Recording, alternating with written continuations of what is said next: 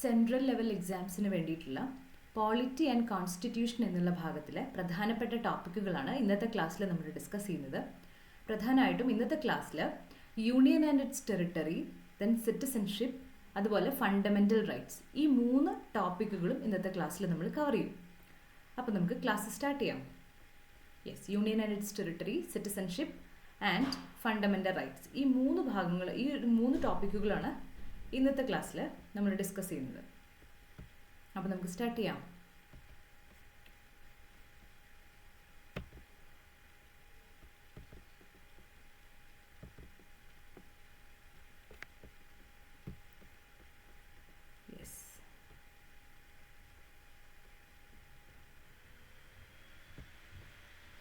അപ്പോൾ ആദ്യം union and its territory, union and its territory എന്ന് പറയുന്ന ഭാഗം നോക്കാം. Union and its territory article 1 മുതൽ 4 വരെ പാർട്ട് 1-ലാണ്. അതായത് അപ്പോൾ നമ്മൾ കോൺസ്റ്റിറ്റ്യൂഷനിൽ കഴിഞ്ഞ ക്ലാസ്സിൽ കോൺസ്റ്റിറ്റ്യുവൻ്റ് അസംബ്ലി, അതുപോലെ എങ്ങനെയാണ് കോൺസ്റ്റിറ്റ്യുവൻ്റ് അസംബ്ലി റിലേറ്റഡ് ആയിട്ടുള്ള കാര്യങ്ങൾ, എങ്ങനെയായിരുന്നു അതിൻ്റെ ഫങ്ഷനിങ്, അതുമായി ബന്ധപ്പെട്ട എല്ലാ കാര്യങ്ങളും നമ്മൾ കഴിഞ്ഞ ക്ലാസ്സിൽ കവർ ചെയ്തു അല്ലേ. അതോടൊപ്പം പ്രിയാമ്പിൾ ഓഫ് ദ കോൺസ്റ്റിറ്റ്യൂഷൻ എന്നുള്ള കാര്യവും നമ്മൾ കവർ ചെയ്തു. അപ്പോൾ നമ്മൾ കോൺസ്റ്റിറ്റ്യൂഷൻ്റെ പ്രത്യേകതകൾ പറഞ്ഞപ്പോൾ കോൺസ്റ്റിറ്റ്യൂഷൻ ഒരു പ്രിയാമ്പിൾ ഉണ്ട്, പിന്നെ കോൺസ്റ്റിറ്റ്യൂഷനെ പാർട്ടുകളായി, ഭാഗങ്ങളായി തിരിച്ചിട്ടുണ്ട്, ഭാഗങ്ങളിൽ ആർട്ടിക്കിളുകളുണ്ട്, അതിലാണ് ഡീറ്റെയിൽ ആയിട്ട് പറഞ്ഞിരിക്കുന്നത്. അതുപോലെ ഈ ആർട്ടിക്കിൾസിൽ ഉൾക്കൊള്ളാത്ത കാര്യങ്ങൾ നമ്മൾ ഷെഡ്യൂൾസ് ആക്കിയിട്ട് ഷെഡ്യൂൾസിൽ ഉൾപ്പെടുത്തിയിട്ടുണ്ട്. അത്തരത്തിൽ എങ്ങനെയാണ് കോൺസ്റ്റിറ്റ്യൂഷൻ, അതിൻ്റെ ആ സ്ട്രക്ചർ നമ്മൾ കഴിഞ്ഞ ക്ലാസ്സിൽ ഡിസ്കസ് ചെയ്തിരുന്നു അല്ലേ. അപ്പോൾ ഇന്ന് നമ്മൾ ഓരോ പാർട്ടുകളായിട്ട് നോക്കുകയാണ്. അപ്പോൾ പ്രിയാമ്പിൾ എന്ന് പറയുന്ന കോൺസ്റ്റിറ്റ്യൂഷൻ്റെ ഒരു ആമുഖം, ഒരു തുടക്കം, ഒരു ആമുഖം എന്നുള്ള കാര്യം നമ്മൾ കഴിഞ്ഞു. കോൺസ്റ്റിറ്റ്യൂഷൻ്റെ ഉള്ളിലേക്ക് കടക്കുകയാണ്. അപ്പോൾ ആദ്യത്തെ ഭാഗം പാർട്ട് 1, അപ്പോൾ പാർട്ടുകളായിട്ടാണെന്ന് പറഞ്ഞു അല്ലേ. അപ്പോൾ ആദ്യത്തെ ഭാഗം പാർട്ട് 1, അതിൽ പറയുന്ന ആർട്ടിക്കിൾ 1 to 4, 1 മുതൽ 4 വരെയുള്ള ആർട്ടിക്കിളുകളാണ് യൂണിയൻ ആൻഡ് ഇറ്റ്സ് ടെറിട്ടറി എന്ന് പറയുന്ന കാര്യം. അപ്പോൾ പാർട്ട് 1-ൽ ആർട്ടിക്കിൾ 1 to 4 ആണ് യൂണിയൻ ആൻഡ് ഇറ്റ്സ് ടെറിട്ടറി എന്ന് പറഞ്ഞ് ഡിസ്കസ് ചെയ്തത്. ഓക്കെ, അപ്പോൾ അത് ഓർത്ത് വയ്ക്കുക. പാർട്ട് 1-ൽ ആർട്ടിക്കിൾ 1 to 4 ആണ് യൂണിയൻ ആൻഡ് ഇറ്റ്സ് ടെറിട്ടറി. അപ്പോൾ എന്താണ് പറയുന്നത് ആർട്ടിക്കിൾ 1? ആർട്ടിക്കിൾ 1-ൽ പറയുന്നത് നമുക്ക് നോക്കാം. Article 1 reads, India that is Bharat shall be a union of states rather than a federation of States. അപ്പോൾ അതായത് ആർട്ടിക്കിൾ 1-ൽ നമ്മുടെ കോൺസ്റ്റിറ്റ്യൂഷൻ്റെ അകത്തെ ആദ്യത്തെ പാർട്ടിൽ വരുന്ന ആദ്യത്തെ ആർട്ടിക്കിൾ, അതായത് കോൺസ്റ്റിറ്റ്യൂഷനിലെ ഫസ്റ്റ് ആർട്ടിക്കിൾ പറയുന്നത് ഇന്ത്യ, നമ്മുടെ രാജ്യത്തെക്കുറിച്ചൊരു ഇൻട്രൊഡക്ഷനാണ് അല്ലേ. എങ്ങനെയുള്ള രാജ്യമാണ് എന്നുള്ള ബേസിക് ആയിട്ട് രാജ്യത്തിൻ്റെ പേരാണ് പറയുന്നത്. India that is Bharat. അപ്പം ഇന്ത്യ നമ്മുടെ രാജ്യത്തിൻ്റെ പേര്. India is also known as Bharat. അപ്പോൾ India that is Bharat. India വേണോ ഭാരത് വേണോ എന്നുള്ളൊരു കൺഫ്യൂഷനൊക്കെ കോൺസ്റ്റിറ്റ്യൂവൻ്റ് അസംബ്ലിയിലൊക്കെ ഉണ്ടായിരുന്നു. ഫൈനലി അപ്പോൾ നമ്മളിത് രണ്ടും ഉൾപ്പെടുത്തിയിട്ടുണ്ട്. India that is Bharat shall be a union of states rather than a federation of states. ഒരു യൂണിയൻ ഓഫ് സ്റ്റേറ്റ്സ് ആയിരിക്കും, ഫെഡറേഷൻ ഓഫ് സ്റ്റേറ്റ്സ് അല്ല. ഈ 2 കാര്യങ്ങളാണ് പറയുന്നത്. അതായത് ആർട്ടിക്കിൾ 1-ൽ നെയിം ഓഫ് ദ കൺട്രി പറയുന്നുണ്ട്. ഏതാണ്? ഇന്ത്യ ദാറ്റ് ഇസ് ഭാരത്, അതാണ് നെയിം അല്ലേ. അതുപോലെ ടൈപ്പ് ഓഫ് പോളിറ്റി, എങ്ങനെയുള്ളൊരു പോളിറ്റിയാണ് നമ്മൾ, എന്ത് തരത്തിലുള്ള പോളിറ്റിയാണ്, യൂണിയൻ ഓഫ് സ്റ്റേറ്റ്സ് ആണ്, ഫെഡറേഷൻ ഓഫ് സ്റ്റേറ്റ്സ് അല്ല. ഒരു ഫെഡറേഷൻ അല്ല ഇന്ത്യ, ഒരു യൂണിയൻ ഓഫ് സ്റ്റേറ്റ്സ് ആണ്. അപ്പോൾ നമ്മുടെ ടൈപ്പ് ഓഫ് പോളിറ്റി എന്താണെന്നും രാജ്യത്തിൻ്റെ പേരെന്താണെന്നുള്ളതാണ് ആർട്ടിക്കിൾ 1-ൽ പറയുന്നത്. അതുപോലെ ആർട്ടിക്കിൾ 1 പറയുന്ന അടുത്ത കാര്യം, അതായത് അപ്പോൾ നമ്മൾ പറഞ്ഞു യൂണിയൻ ആൻഡ് ഇറ്റ്സ് ടെറിട്ടറി എന്നുള്ളതാണ് ഭാഗം അല്ലേ. അപ്പം ഇന്ത്യ ഒരു യൂണിയൻ ഓഫ് സ്റ്റേറ്റ്സ് ആണ്, സ്റ്റേറ്റ്സിൻ്റെ ഒരു യൂണിയൻ ആണ്, അല്ല ഫെഡറേഷൻ ഓഫ് സ്റ്റേറ്റ്സ് അല്ല എന്നുള്ളത് പറഞ്ഞു. ഇന്ത്യയുടെ പേരും പറഞ്ഞു. കൂടാതെ ടെറിട്ടറി എന്ന് പറയുമ്പോൾ എത്രത്തോളം സ്ഥലം നമ്മുടെയാണ്, ടെറിട്ടറിയെ കുറിച്ചാണ് അടുത്തത് പറയുന്നത്. അതായത് ഇന്ത്യയുടെ ടെറിട്ടറി, ഇന്ത്യയുടെ ആ ഒരു സ്ഥലം എത്രത്തോളം ഉണ്ട് നമ്മുടെ രാജ്യം എന്ന് പറയുമ്പോൾ, ആ ഒരു ടെറിട്ടറിയെ കുറിച്ച് ചോദിക്കുമ്പോൾ അതിൽ ഇൻക്ലൂഡ് ചെയ്യുന്നത് സ്റ്റേറ്റ്സിൻ്റെ ടെറിട്ടറി, നമ്മുടെ സംസ്ഥാനങ്ങളുടെ ടെറിട്ടറി, യൂണിയൻ ടെറിട്ടറീസ്, യൂണിയൻ നേരിട്ട് സെൻട്രൽ ഗവൺമെൻറ് ഭരിക്കുന്ന യൂണിയൻ ടെറിട്ടറീസ്, അതുപോലെ നമ്മുടെ രാജ്യം ഇന്ത്യൻ ഗവൺമെൻറ്, രാജ്യത്തെ ഗവൺമെൻറ് ഫ്യൂച്ചറിൽ ഏതെങ്കിലുമൊക്കെ ടെറിട്ടറി സ്ഥലങ്ങളെല്ലാം അക്വയർ ചെയ്യുകയാണെങ്കിൽ അതും ഇൻക്ലൂഡ് ആവുന്നുണ്ട്. അപ്പം അത്രയാണ് ഇന്ത്യയുടെ ടെറിട്ടറി എന്ന് പറയുന്നത്. എന്തൊക്കെയാണ് ഉൾക്കൊള്ളുന്നതാണ് എന്ന് ചോദിച്ചു കഴിഞ്ഞാൽ അത് 3 ആണ്.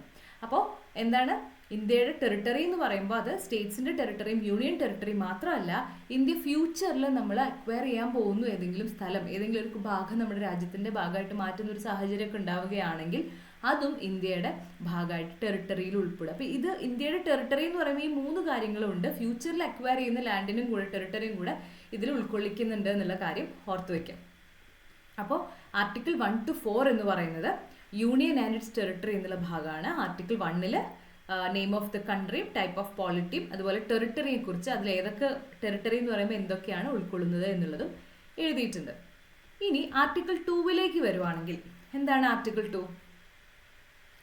അത് നമ്മൾ ഏതെങ്കിലും ഒരു സ്റ്റേറ്റ്, പുതിയ establishment of A new state, ഇന്ത്യയുടെ ഭാഗമല്ലാത്തൊരു ഭാഗത്ത് നമ്മൾ ആഡ് ചെയ്ത് അതൊരു പുതിയൊരു സ്റ്റേറ്റ് ഉണ്ടാക്കുന്നതോ അല്ലെങ്കിൽ ഏതെങ്കിലും ഒരു സ്റ്റേറ്റിനെ അഡ്മിറ്റ് ചെയ്യുന്നതോ നമ്മുടെ രാജ്യത്തിന്റെ ഭാഗം, യൂണിയൻ ഓഫ് ഇന്ത്യയുടെ ഭാഗമാക്കുന്നതിനോ നമ്മൾ ആർട്ടിക്കിൾ 2 പറയുന്നു.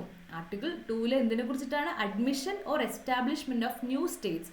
നമ്മുടെ യൂണിയൻ ഓഫ് ഇന്ത്യയുടെ ഭാഗമല്ലാത്ത ഒരു സ്റ്റേറ്റിനെ നമ്മൾ ഒരു പുതിയൊരു സ്റ്റേറ്റ് ഉണ്ടാക്കുകയോ അല്ലെങ്കിൽ അഡ്മിറ്റ് ചെയ്യുകയോ ചെയ്യുന്നതിന് അതുമായി ബന്ധപ്പെട്ട കാര്യങ്ങളാണ് ആർട്ടിക്കിൾ 2 പറയുന്നത്. അപ്പം ഈ ഒരു ഭാഗം യൂണിയൻ ആൻഡ് ഇറ്റ്സ് ടെറിട്ടറി എന്ന് പറയുമ്പോൾ അതെല്ലാം എന്തിനെ കുറിച്ചാണ്? ഇതുപോലെയുള്ള സ്റ്റേറ്റുകളെ കുറിച്ചും എത്രത്തോളം ഏരിയ അങ്ങനെയുള്ള കാര്യങ്ങളൊക്കെ പറയുന്നത്. അപ്പോൾ അതാണ് ഇതിൽ ഓരോ ആർട്ടിക്കിളും അങ്ങനെ വരുന്നത്. ഓക്കെ, അപ്പോൾ അതാണ് ആർട്ടിക്കിൾ 2 പറയുന്നത്.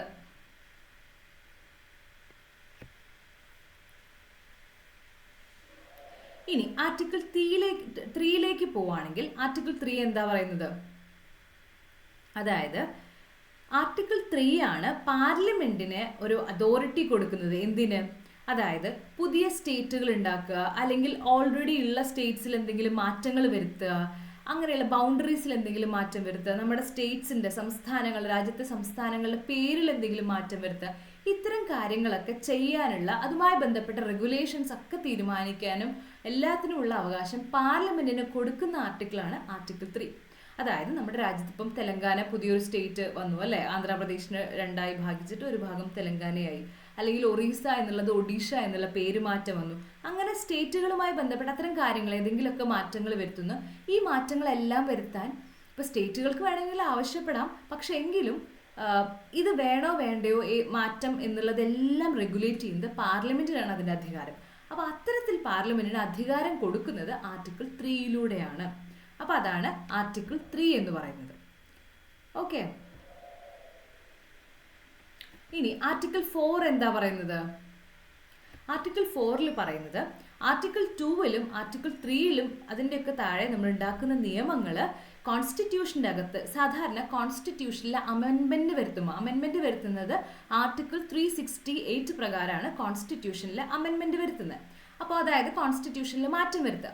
അപ്പോൾ നമ്മൾ ഈ ആർട്ടിക്കിൾ 2ഉം 3ഉം പറഞ്ഞു അല്ലേ. ആർട്ടിക്കിൾ 3 എന്താണ്? ആർട്ടിക്കിൾ 3 സ്റ്റേറ്റുകളിലേക്ക് ഇപ്പോൾ നമ്മൾ ആർട്ടിക്കിൾ 3 നോക്കി അല്ലേ, ഏതെങ്കിലും ഒരു സ്റ്റേറ്റിന്റെ പേരോ അല്ലെങ്കിൽ അവരുടെ ബൗണ്ടറിയോ അല്ലെങ്കിൽ പുതിയ സ്റ്റേറ്റ് ഉണ്ടാക്കുക, ഇത്തരം കാര്യങ്ങളുമായി ബന്ധപ്പെട്ട കാര്യങ്ങൾ പാർലമെന്റിന് അതോറിറ്റി കൊടുക്കുന്നു. അങ്ങനെ മാറ്റങ്ങൾ വരുന്നത് ആർട്ടിക്കിൾ 3ഉം. ആർട്ടിക്കിൾ 2 എന്ന് പറയുമ്പോൾ നമ്മുടെ രാജ്യത്തിന്റെ ഭാഗമായിട്ട് പുതിയൊരു സ്റ്റേറ്റിനെ ഏതെങ്കിലും ഒരു സ്ഥലത്തെ അഡ്മിറ്റ് ചെയ്യുന്നു, അത്തരം കാര്യങ്ങൾ അല്ലേ. അപ്പോൾ ആ ആർട്ടിക്കിൾ 2ന്റെയും 3ന്റെയും കീഴിൽ ഉണ്ടാക്കുന്ന നിയമങ്ങളൊന്നും തന്നെ അപ്പോൾ അങ്ങനെ ചെയ്യുമ്പോൾ ഇപ്പോൾ ഒരു സ്റ്റേറ്റിന്റെ പേര് മാറ്റുക ആർട്ടിക്കിൾ 3യുടെ കീഴിൽ അങ്ങനെയൊക്കെ ചെയ്യാന്ന് പറയുമ്പോൾ അതിന്റെ അർത്ഥം എന്താണ്? അത് ഒരു ചേഞ്ച് വരികയാണ് അല്ലെ കോൺസ്റ്റിറ്റ്യൂഷന്റെ അകത്ത് ആക്ച്വലി നമ്മൾ പറയുകയാണെങ്കിൽ. പക്ഷേ ഈ ആർട്ടിക്കിൾ 4 പറയുന്നത് ഈ ആർട്ടിക്കിൾ 2ലും 3ലും പറയുന്ന കാര്യങ്ങൾ നിയമങ്ങൾ ആർട്ടിക്കിൾ 2ലും 3ലും ഒക്കെ ഉണ്ടാക്കുന്നതിന് അതിന്റെ ബേസ് ചെയ്ത് ആർട്ടിക്കിൾ 2നെയും 3നെയും ബേസ് ചെയ്ത് അതിന്റെ കീഴിൽ ഉണ്ടാക്കുന്ന നിയമങ്ങളൊന്നും കോൺസ്റ്റിറ്റ്യൂഷനിലെ അമെൻമെന്റ് ആയിട്ട് കണക്കാക്കണ്ടാണ്. അപ്പോൾ നമുക്ക് തോന്നും അത് അമെൻമെന്റ് ആണെന്ന്, പക്ഷെ അത് അമെൻമെന്റ് ആയിട്ട് കണക്കാക്കണ്ട എന്നുള്ളതാണ് ആർട്ടിക്കിൾ 4 പറയുന്നത്. അതുപോലെ മറ്റൊരു കാര്യം ഓർക്കേണ്ടത്, നമ്മുടെ ഇന്ത്യൻ ടെറിട്ടറിയിൽ നിന്ന് ഏതെങ്കിലും ഒരു ഭാഗം ഏതെങ്കിലും ഒരു ഫോറിൻ ഭാഗത്തേക്ക് നമ്മൾ കൊടുക്കുകയാണ്. അപ്പോൾ നമ്മൾ ആഡ് ചെയ്യുന്നതിനെ കുറിച്ച് പറഞ്ഞു, അല്ല നമ്മുടെ നിന്ന് നമുക്ക് നഷ്ടപ്പെടുകയാണ് ഒരു ടെറിട്ടറിയുടെ ഒരു ഭാഗം ഒരു ഫോറിൻ കൺട്രി എന്ന് പറയുകയാണെങ്കിൽ അതൊരിക്കലും ആർട്ടിക്കിൾ 3യിൽ കവർ ആവില്ല. അത് കോൺസ്റ്റിറ്റ്യൂഷൻ അമെൻഡ് ചെയ്ത് മാത്രമേ പറ്റുള്ളൂ എന്നുള്ളതാണ്. ഓക്കെ, അപ്പം അത്രയും ഓർത്ത് വയ്ക്കുക. അതാണ് ആർട്ടിക്കിൾ 4 പറയുന്നത്. ഇനി ഈ ഒരു ഭാഗത്ത് നമ്മൾ നോക്കേണ്ട കാര്യം ധാർ കമ്മീഷൻ എന്നുള്ളൊരു കാര്യം ഓർത്ത് വയ്ക്കുക. അതായത് ധാർ കമ്മീഷനാണ് നമ്മുടെ രാജ്യത്തെ സ്റ്റേറ്റുകളെ അഡ്മിനിസ്ട്രേറ്റീവ് കൺവീനിയൻസിനേക്കാൾ, അതായത് സ്റ്റേറ്റുകളെ നമ്മുടെ രാജ്യത്ത് കുറേ കാലമായിട്ട് നമ്മൾ ഇൻഡിപെൻഡൻസ് കിട്ടിയതിന് ശേഷമുള്ള ഒരു വലിയൊരു പ്രശ്നമായിരുന്നു രാജ്യത്തിനെ എങ്ങനെ സ്റ്റേറ്റ്സിന് ഏത് രീതിയിൽ വേണം ഡിവൈഡ് ചെയ്യുക, അപ്പോൾ പല സ്റ്റേറ്റുകളും ഭാഷാടിസ്ഥാനത്തിൽ സംസ്ഥാനങ്ങൾ വേണം, അങ്ങനെയൊക്കെയുള്ള കാര്യങ്ങളൊക്കെ ആവശ്യപ്പെടാൻ തുടങ്ങലും അതുമായി ബന്ധപ്പെട്ട് ഒരുപാട് കാര്യങ്ങൾ ഉണ്ടായിട്ടുണ്ട്. അപ്പം അതിൻ്റെയൊക്കെ ഒരുപാട് കമ്മീഷൻസ്, ഒരുപാട് സ്റ്റഡീസ്, ഒരുപാട് ആളുകളുടെ ഭാഗത്തു നിന്നുള്ള സ്ട്രൈക്കിൻ്റെ ഒക്കെ ഫലമായിട്ടാണ് ഫൈനലി നമ്മൾ ഒരു ഭാഷയുടെ അടിസ്ഥാനത്തിൽ നമ്മുടെ സംസ്ഥാനങ്ങളെ രൂപീകരിച്ചത്. അപ്പം അതുമായി ബന്ധപ്പെട്ട ചില കമ്മീഷൻസ് ഉണ്ടായിരുന്നു. അപ്പോൾ അതിലൊരു പ്രധാനപ്പെട്ട കമ്മീഷനാണ് ധാർ കമ്മീഷൻ എന്ന് പറയുന്നത്. അപ്പോൾ ഈ ധാർ കമ്മീഷൻ ഇപ്പോൾ ലാംഗ്വേജിൻ്റെ അടിസ്ഥാനത്തിൽ, ലിംഗ്വിസ്റ്റിക് ഫാക്ടർ, ഭാഷയുടെ അടിസ്ഥാനത്തിൽ സംസ്ഥാനങ്ങൾ രൂപീകരിക്കണമെന്നുള്ള ഭയങ്കരമായ ആവശ്യം വന്ന സമയത്ത് അതുമായി ബന്ധപ്പെട്ട സ്റ്റഡി നടത്താനാണ് ധാർ കമ്മീഷനെ വെച്ചിട്ടുള്ളത്. അപ്പോൾ ധാർ കമ്മീഷൻ റെക്കമെൻഡ് ചെയ്തത് എന്താണ്, നമ്മൾ ഒരു അഡ്മിനിസ്ട്രേറ്റീവ് കൺവീനിയൻസ്, ഭരിക്കാനുള്ള എളുപ്പത്തിൻ്റെ രീതിയിൽ അങ്ങനെ സംസ്ഥാനങ്ങളെ ഡിവൈഡ് ചെയ്താൽ മതി. ലിംഗ്വിസ്റ്റിക് ഫാക്ടറിൻ്റെ ബേസിസിൽ ലാംഗ്വേജ്, ഭാഷാടിസ്ഥാനത്തിൽ ഇപ്പോൾ കാണുന്ന പോലെ അന്ന് ഇതുണ്ടായിരുന്നില്ല. അപ്പോൾ അത് വേണോ എന്നുള്ളൊരു ഡൗട്ട് വന്നപ്പോൾ, അങ്ങനെയുള്ള അങ്ങനത്തെ ഡിസ്കഷൻസ് വന്നപ്പോൾ ലിംഗ്വിസ്റ്റിക് ഭാഷാടിസ്ഥാനത്തിലൊന്നും സംസ്ഥാനങ്ങളെ നമ്മൾ രൂപീകരിക്കേണ്ട ആവശ്യമില്ല, റീഓർഗനൈസ് ചെയ്യേണ്ടത് അഡ്മിനിസ്ട്രേഷൻ്റെ കൺവീനിയൻസിനനുസരിച്ച് മതി എന്ന് പറഞ്ഞത് ധാർ കമ്മീഷനായിരുന്നു.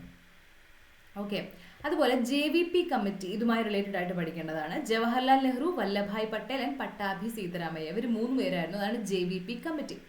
അത് ഇതുപോലെ അതിൻ്റെ റിപ്പോർട്ട് 1949 സബ്മിറ്റ് ചെയ്തു. എന്നിട്ട് ഈ കമ്മിറ്റി അതുപോലെ തന്നെ സംസ്ഥാനങ്ങളെ നമ്മൾ റീഓർഗനൈസ് ചെയ്യുന്ന സമയത്ത് ഈ സംസ്ഥാനങ്ങളെ ഒരിക്കലും ഭാഷയുടെ അടിസ്ഥാനത്തിൽ ഡിവൈഡ് ചെയ്ത് അല്ലെങ്കിൽ ഭാഷയുടെ അടിസ്ഥാനത്തിൽ രൂപീകരിക്കേണ്ട ആവശ്യമില്ല എന്ന് പറഞ്ഞതാണ് JVP കമ്മിറ്റി. അപ്പോൾ ധാർ കമ്മിറ്റിയും JVP കമ്മിറ്റിയും സെയിം അഭിപ്രായമാണ്, സംസ്ഥാനങ്ങളെ ഭാഷയുടെ അടിസ്ഥാനത്തിൽ റീഓർഗനൈസ് ചെയ്യേണ്ട എന്നാണ് പറഞ്ഞിട്ടുണ്ടായിരുന്നത്. അപ്പോൾ അതൊന്ന് ഓർത്തു വയ്ക്കുക.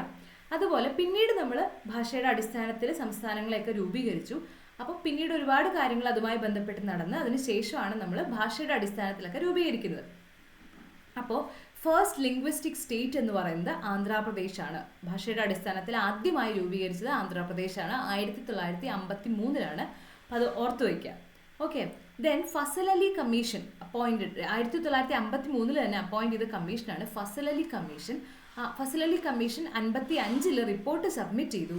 എന്നിട്ട് ഫസൽ അലി കമ്മീഷനാണ്, അതായത് സ്റ്റേറ്റ്സിനെ നമ്മൾ ഓർഗനൈസ് ചെയ്യാൻ വേണ്ടിയിട്ട് ഭാഷയെ അടിസ്ഥാനമാക്കി സംസ്ഥാനങ്ങളെ റീഓർഗനൈസ് ചെയ്യണം എന്നുള്ള അതിനെ ഫേവർ ചെയ്തുകൊണ്ടുള്ള റിപ്പോർട്ട് സബ്മിറ്റ് ചെയ്തത് ഫസൽ അലി കമ്മീഷനാണ്. ധാർ കമ്മീഷനും JVP കമ്മിറ്റിയൊക്കെ ഭാഷയുടെ അടിസ്ഥാനത്തിൽ വേണ്ട എന്നുള്ളതാണ് പറഞ്ഞത്. പക്ഷേ ഫസൽ അലി കമ്മീഷൻ 1953 ഫോം ചെയ്തു, 1955 റിപ്പോർട്ട് കൊടുത്തു. അപ്പോൾ ആ ഒരു ഭാഷയുടെ അടിസ്ഥാനത്തിൽ റീഓർഗനൈസേഷൻ നടത്താനാണ് ഫസൽ അലി കമ്മീഷൻ പറഞ്ഞിട്ടുള്ളത്. ഓക്കെ, അതുപോലെ സ്റ്റേറ്റ് റീഓർഗനൈസേഷൻ ആക്ട് 1956, അതുപോലെ സെവൻത്ത് കോൺസ്റ്റിറ്റ്യൂഷണൽ അമെൻമെൻറ്റ് ആക്ട്, ഇതിൻ്റെയൊക്കെ ബേസിസിലാണ് 14 സ്റ്റേറ്റ്സും 6 യൂണിയൻ ടെറിട്ടറീസും November 1, 1956 ഫോം ചെയ്തത്. അതിൽ കേരളവും ഉൾപ്പെടും. അപ്പോൾ അങ്ങനെയാണ് ഉണ്ടായത്. ബാക്കിയുള്ള സ്റ്റേറ്റ്സ് ഒക്കെ അതിന് ശേഷമാണ്. പിന്നീട് കാണുന്ന പല സ്റ്റേറ്റ്സും അന്ന് ഫോം ചെയ്തതിൽ നിന്ന് പല സ്റ്റേറ്റ്സും പിന്നെയും ഡിവൈഡ് ചെയ്തു, പുതിയ സ്റ്റേറ്റുകളുണ്ടായി. അങ്ങനെ ബാക്കിയുള്ള സ്റ്റേറ്റ്സ് ഒക്കെ 1956 ശേഷമാണ് രൂപീകരിക്കപ്പെട്ടത്. അപ്പോൾ ഇത്രയും ഫാക്ട്സും കൂടെ ഇതുമായി ബന്ധപ്പെട്ട് ഓർത്തു വയ്ക്കുക. Okay, yes. അപ്പോൾ നമ്മൾ യൂണിയൻ ആൻഡ് ഇറ്റ്സ് ടെറിട്ടറി എന്നുള്ള ഭാഗം നമ്മൾ കവർ ചെയ്തിട്ടുണ്ട്.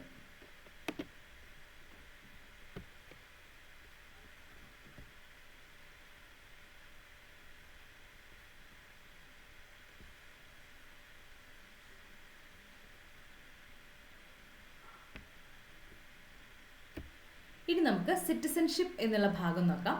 അപ്പോൾ part 1 article 1 to 4 union and its territory എന്ന് പറഞ്ഞു. ഇനി സിറ്റിസൺഷിപ്പ് എന്ന് പറയുന്നത് പാർട്ട് 2 ആണ്. അപ്പോൾ ആർട്ടിക്കിൾ 4 വരെ യൂണിയൻ ആൻഡ് ഇറ്റ്സ് ടെറിട്ടറി ആണെന്ന് പറഞ്ഞാൽ അടുത്ത part 1 article 1 to 4 union and its territory. Part 2 article 4 വരെ അവിടെ കഴിഞ്ഞു അല്ലേ. ആർട്ടിക്കിൾ 5 to 11, 5 to 11 ആണ് സിറ്റിസൺഷിപ്പ് എന്ന് പറയുന്ന ഭാഗത്തിൽ വരുന്ന ആർട്ടിക്കിൾസ്. ഓക്കെ, ഇനി സിറ്റിസൺഷിപ്പ് എന്ന് പറയുമ്പോൾ എന്താണ്, നമ്മുടെ രാജ്യത്തെ സിറ്റിസൺഷിപ്പിനെ കുറിച്ച് നോക്കുകയാണെങ്കിൽ ഇപ്പോൾ ആക്ച്വലി എന്താണ് സിറ്റിസൺഷിപ്പ്? ഒരു legal contract between an individual and A nation എന്നൊക്കെ നമുക്ക് പറയാം. ഒരു രാജ്യത്ത് ഒരു രാജ്യവും അതും ഒരു ഇൻഡിവിജ്വൽ അവിടെ താമസിക്കുന്ന ഒരാളും തമ്മിലുള്ള ഒരു ലീഗൽ കോൺട്രാക്റ്റ് എന്നൊക്കെ നമുക്ക് പറയാം. നമ്മൾ ഇവിടുത്തെ സിറ്റിസൺ ആണ് എന്നുള്ളത് കൊണ്ട് മാത്രം നമുക്ക് അവൈലബിൾ ആവുന്ന, ഏതൊരു രാജ്യത്തിലുള്ള ഒരാൾക്കും അവൈലബിൾ ആവുന്ന ഒരുപാട് കാര്യങ്ങളുണ്ട് അല്ലേ. ഓക്കെ, അപ്പോൾ സിറ്റിസൺഷിപ്പ് എന്ന് പറയുമ്പോൾ ഇപ്പം ഓർത്ത് വെക്കേണ്ട 1-2 കാര്യങ്ങൾ. ഒന്ന്, നമ്മൾ union list single citizenship concept ഒക്കെ നമുക്ക് കോൺസ്റ്റിറ്റ്യൂഷൻ ഓഫ് ബ്രിട്ടനിൽ നിന്നാണ് നമ്മൾ എടുത്തത്. നമ്മുടെ രാജ്യത്ത് ഒരു സിംഗിൾ സിറ്റിസൺഷിപ്പ് ആണുള്ളത് അല്ലേ. നമ്മുടെ രാജ്യത്ത് നമ്മളെല്ലാവരും ഒറ്റ സിംഗിൾ സിറ്റിസൺഷിപ്പാണ്. ഇപ്പോൾ US ആണെങ്കിൽ ഓരോ സ്റ്റേറ്റിലും ഡിഫറെൻ്റ് ആയിട്ടുള്ള US സിറ്റിസൺ ആണെന്നുള്ളതും ഏത് സ്റ്റേറ്റിനെയാണ് അവിടുത്തെ ഒരു സിറ്റിസൺഷിപ്പ് ഉണ്ടാവും. നമ്മുടെ രാജ്യത്ത് അങ്ങനെയല്ല, സിംഗിൾ സിറ്റിസൺഷിപ്പാണ്. അതുപോലെ നമ്മുടെ രാജ്യത്തിൻ്റെ സിറ്റിസൺ ആണെങ്കിൽ വേറൊരു രാജ്യത്തിൻ്റെ കൂടെ ഡ്യുവൽ സിറ്റിസൺഷിപ്പ്, വേറൊരു രാജ്യത്തിൻ്റെയും കൂടെ സിറ്റിസൺഷിപ്പ് നമുക്ക് എടുക്കാൻ സാധിക്കില്ല. അപ്പം അത് രണ്ടും നമ്മുടെ രാജ്യത്തെ സിറ്റിസൺഷിപ്പുമായി ബന്ധപ്പെട്ട ഏറ്റവും ബേസിക് ആയിട്ട് നമ്മൾ മനസ്സിലാക്കേണ്ട രണ്ട് കാര്യങ്ങളാണ്. അത് ഓർത്തു വയ്ക്കുക. അപ്പോൾ സിറ്റിസൺഷിപ്പ്, സിംഗിൾ സിറ്റിസൺഷിപ്പ്, ആ ഒരു കോൺസെപ്റ്റ് ഒക്കെ നമ്മൾ ബ്രിട്ടൻ നിന്നാണ് എടുത്തത്. അതുപോലെ നമ്മുടെ ഫസ്റ്റ് സിറ്റിസൺ ഓഫ് ഇന്ത്യ എന്ന് ചോദിച്ചത് ആരാണ്? പ്രസിഡന്റ് ആണ്. പ്രസിഡന്റ് ഓഫ് ഇന്ത്യ ആണ് ഫസ്റ്റ് സിറ്റിസൺ ഓഫ് ഇന്ത്യ. അപ്പം അതും ഓർത്തു വയ്ക്കാം.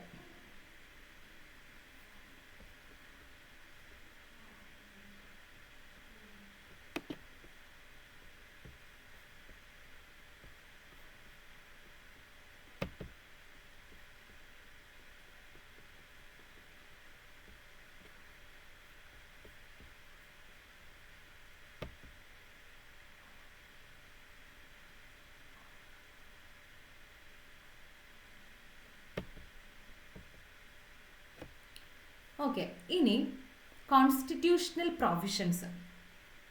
അപ്പോൾ സിറ്റിസൺഷിപ്പിൻ്റെ ബേസിക് ഫാക്ട്സ് നമ്മൾ നോക്കി. ഇനി സിറ്റിസൺഷിപ്പുമായി ബന്ധപ്പെട്ട് കോൺസ്റ്റിറ്റ്യൂഷനിൽ ഞാൻ പറഞ്ഞു ആർട്ടിക്കിൾസ് 5 to 11 ആണെന്നല്ലേ. അപ്പോൾ അതിൽ എന്തൊക്കെയാണ് പറയുന്നത് എന്നുള്ളത് ഇനി നമുക്ക് നോക്കാം. അപ്പോൾ ഈ നമ്മൾ അതിലെ ആർട്ടിക്കിൾസ് ഓരോന്നായിട്ട് നോക്കുകയാണെങ്കിൽ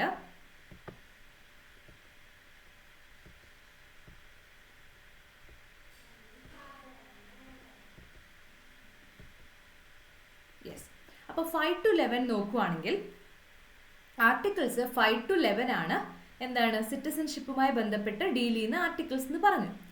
ആക്ച്വലി ഈ ഒരു 5 to 11 എന്ന് പറയുന്ന ആർട്ടിക്കിൾസ് ഒരിക്കലും പെർമനന്റ് പ്രൊവിഷൻസ്, സിറ്റിസൺഷിപ്പുമായി ബന്ധപ്പെട്ട് പെർമനന്റ് ആയിട്ടുള്ള പ്രൊവിഷൻസ് ഒന്നുമല്ല ഇതിൽ പറയുന്നത്. സിറ്റിസൺഷിപ്പ് റിലേറ്റഡ് കാര്യങ്ങളാണ്, പക്ഷേ പെർമനന്റ് ആയിട്ടുള്ള കാര്യങ്ങളൊന്നും ഇതിൽ ഡീൽ ചെയ്യുന്നില്ല. ആക്ച്വലി ഇവിടെ നമ്മുടെ കോൺസ്റ്റിറ്റ്യൂഷനിൽ ബേസിക്കലി ഈ ഒരു സിറ്റിസൺഷിപ്പ് എന്നുള്ള ഭാഗം എന്ന് പറയുമ്പോൾ നമ്മൾ ഓർത്താൽ മതി, നമ്മൾ കോൺസ്റ്റിറ്റ്യൂഷൻ ഉണ്ടായ സമയത്ത് 1950 ആ സമയത്ത് ഉണ്ടാക്കിയിട്ടുള്ള, ആ സമയത്ത് നമുക്കൊരു നമ്മുടെ രാജ്യത്ത് ഇപ്പം പലതരത്തിൽ, ഇപ്പം ഇന്ത്യയിൽ നിന്നും 2 രാജ്യമായി പാർട്ടീഷൻ കഴിഞ്ഞു. അപ്പം മറ്റ് പാകിസ്ഥാനിലേക്ക് പോകുന്ന ആളുകൾ, അവിടെ നിന്ന് ഇങ്ങോട്ട് വരുന്ന ആളുകൾ, അല്ലെങ്കിൽ ചില ബ്രിട്ടീഷ് ആയിട്ടുള്ള ആളുകൾക്ക് ഇവിടെ സിറ്റിസൺഷിപ്പ് വേണം. അങ്ങനെ സിറ്റിസൺഷിപ്പുമായി ബന്ധപ്പെട്ട് ഒരുപാട് പ്രശ്നങ്ങളുണ്ടായിരുന്നു. ആർക്കൊക്കെ സിറ്റിസൺഷിപ്പ് വേണം, ഒരു പുതിയൊരു രാജ്യം 47 ശേഷം പുതിയൊരു രാജ്യമായി. അപ്പോൾ 50 കോൺസ്റ്റിറ്റ്യൂഷൻ വന്നപ്പോൾ ഒരുപാട് കാര്യങ്ങൾ അതുമായി റിലേറ്റഡ് ആയിട്ടുണ്ടായിരുന്നു. അപ്പോൾ ഈ ഒരു ആദ്യ സമയത്ത് അപ്പോൾ ആ സമയത്ത് ഉണ്ടായിട്ടുള്ള കോൺസ്റ്റിറ്റ്യൂഷനകത്ത് സിറ്റിസൺഷിപ്പ് എന്ന് പറയുന്ന കാര്യത്തിൽ നമ്മൾ ബേസിക്കലി ഇപ്പോൾ ഇതിൽ മെജോറിറ്റി ഓഫ് ആർട്ടിക്കിൾസും പറയുന്നത് ഏതൊക്കെ തരത്തിലുള്ള ആളുകൾക്ക് ഇന്ത്യയുടെ സിറ്റിസൺ ആവാം. ആ ഒരു നമ്മുടെ കോൺസ്റ്റിറ്റ്യൂഷൻ വന്ന സമയത്ത്, അതായത് 26 ജനുവരി 1950 കോൺസ്റ്റിറ്റ്യൂഷൻ നിലവിൽ വന്ന സമയത്ത് ഏതൊക്കെ ആളുകൾക്ക്, ഏതൊക്കെ കാറ്റഗറി ഉള്ള ആളുകൾക്ക് സിറ്റിസൺഷിപ്പ് നേടാൻ സാധിക്കും, അത്തരത്തിലുള്ള കാര്യങ്ങളൊക്കെയാണ് അതിൽ ബേസിക്കലി പറയുന്നത്. അതിൽ തന്നെ നമ്മൾ സ്പെസിഫിക് ആയിട്ട് പറയുമ്പോൾ ആർട്ടിക്കിൾസ് 5 to 8 എടുക്കുകയാണെങ്കിൽ 5 to 8 പറയുന്നത്, അതായത് ഈ 26 ജനുവരി 1950 നമുക്ക് നമ്മുടെ കോൺസ്റ്റിറ്റ്യൂഷൻ നിലവിൽ വന്ന സമയം. അപ്പോൾ ആ ഒരു സമയത്ത് ആർക്കൊക്കെ എന്തൊക്കെ കണ്ടീഷനാണ് ഒരാൾക്ക് നമ്മുടെ രാജ്യത്ത് സിറ്റിസൺ ആവാൻ വേണ്ടത് എന്നുള്ളതാണ് സ്പെസിഫിക്കലി 5 to 8 ആർട്ടിക്കിൾസ് 5 to 8 പറയുന്നത്. ഓക്കെ, അപ്പോൾ അതാണത്. പിന്നീട് ബാക്കി കാര്യങ്ങളൊക്കെ പറയുന്നത് ഇനി സിറ്റിസൺഷിപ്പുമായി ബന്ധപ്പെട്ട കാര്യങ്ങളൊക്കെ എങ്ങനെ വേണം എന്നുള്ള കാര്യങ്ങളെല്ലാം പാർലമെന്റ് ആണ് ഡിസൈഡ് ചെയ്യുന്നത് എന്നുള്ളതാണ് ആ ഒരു ഭാഗത്ത് നമുക്ക് പറയുന്നത്. അപ്പോൾ അതാണ്. അപ്പോൾ നമ്മൾ സ്വാതന്ത്ര്യം കിട്ടിയ സമയത്ത് ആർക്കൊക്കെ സിറ്റിസൺഷിപ്പ് വേണം, അതുമായി ബന്ധപ്പെട്ട കാര്യങ്ങളൊക്കെയാണ് 5 to 8 പറയുന്നത്, ആർട്ടിക്കിൾസ് 5 to 8. പിന്നീട് പറയുന്നത് ബാക്കി എല്ലാ കാര്യങ്ങളും പാർലമെന്റ് ആണ്. ഇനി ആരൊക്കെ വേണം, അല്ലെങ്കിൽ സിറ്റിസൺഷിപ്പ് റിലേറ്റഡ് ആയിട്ടുള്ള എല്ലാ കാര്യങ്ങളും നമുക്ക് അപ്ഡേഷൻസ്, ഇപ്പോൾ ഏറ്റവും ലേറ്റസ്റ്റ് ആയിട്ട് നമ്മളൊരു സിറ്റിസൺഷിപ്പ് CAA അമെൻമെന്റ് ആക്ട് നമ്മൾ കണ്ടു. അത് ഒരുപാട് കോൺട്രവേഴ്സീസ് ഒക്കെ സൃഷ്ടിച്ചു അല്ലേ. അപ്പോൾ നമുക്കറിയാം പാർലമെന്റ് ആണ് സിറ്റിസൺഷിപ്പ് റിലേറ്റഡ് ആയിട്ടുള്ള എല്ലാ കാര്യങ്ങളും ചെയ്യുന്നത്. അപ്പോൾ കോൺസ്റ്റിറ്റ്യൂഷൻ്റെ അകത്ത് 5 to 8 പക്ക നമ്മൾ എന്താണോ ആ സമയത്ത് ആർക്കൊക്കെ സിറ്റിസൺ ആവാന്നുള്ളതാണ് പറഞ്ഞത്. ബാക്കി നമ്മൾ 9 to അങ്ങോട്ട് 5 to 8 കൃത്യമായിട്ടും ആ സമയത്ത് സ്വാതന്ത്ര്യം കിട്ടിയ സമയത്ത് ആ ഒരു നമ്മുടെ കോൺസ്റ്റിറ്റ്യൂഷൻ നിലവിൽ വന്ന സമയത്ത് ആർക്കൊക്കെ സിറ്റിസൺഷിപ്പ് കൊടുക്കണം എന്നുള്ള കാര്യം പറയുന്നു. ഇനി ആർട്ടിക്കിൾ 9 നോക്കുകയാണെങ്കിൽ അവിടെ ഡ്യുവൽ സിറ്റിസൺഷിപ്പ് പാടില്ല എന്ന് പറയുന്ന നമ്മുടെ രാജ്യത്ത് ഞാൻ പറഞ്ഞിരുന്നു അല്ലേ, ഡ്യുവൽ 2 സിറ്റിസൺഷിപ്പ് എന്നുള്ളൊരു കാര്യമില്ല. അതുപോലെ അതായത് നമ്മൾ ഈ ഒരു ഡ്യുവൽ സിറ്റിസൺഷിപ്പ് ഇല്ല എന്ന് പറയുമ്പോൾ രണ്ട് കാര്യങ്ങൾ അതിൽ. ഒന്ന്, നമ്മുടെ രാജ്യത്തിൻ്റെ അകത്ത് ഒരൊറ്റ സിറ്റിസൺഷിപ്പ് മാത്രമേ ഉള്ളൂ. അതുപോലെ ഏതെങ്കിലും ഒരാൾ ഒരു ഫോറിൻ രാജ്യത്തിൻ്റെ സിറ്റിസൺഷിപ്പ് എടുക്കുകയാണെങ്കിൽ അവർക്ക് ഇന്ത്യൻ സിറ്റിസണായി തുടരാൻ പറ്റില്ല. നമ്മുടെ രാജ്യത്തെ സിറ്റിസൺ ആണെങ്കിൽ ആ ആൾക്ക് വേറൊരു രാജ്യത്തെയും സിറ്റിസൺഷിപ്പ് നേടാൻ സാധിക്കില്ല. അപ്പോൾ അതാണ് ആർട്ടിക്കിൾ 9 ഈ ഒരു ഡ്യുവൽ സിറ്റിസൺഷിപ്പ് പാടില്ല എന്നുള്ള കാര്യമൊക്കെയാണ് ആർട്ടിക്കിൾ 9 പറയുന്നത്.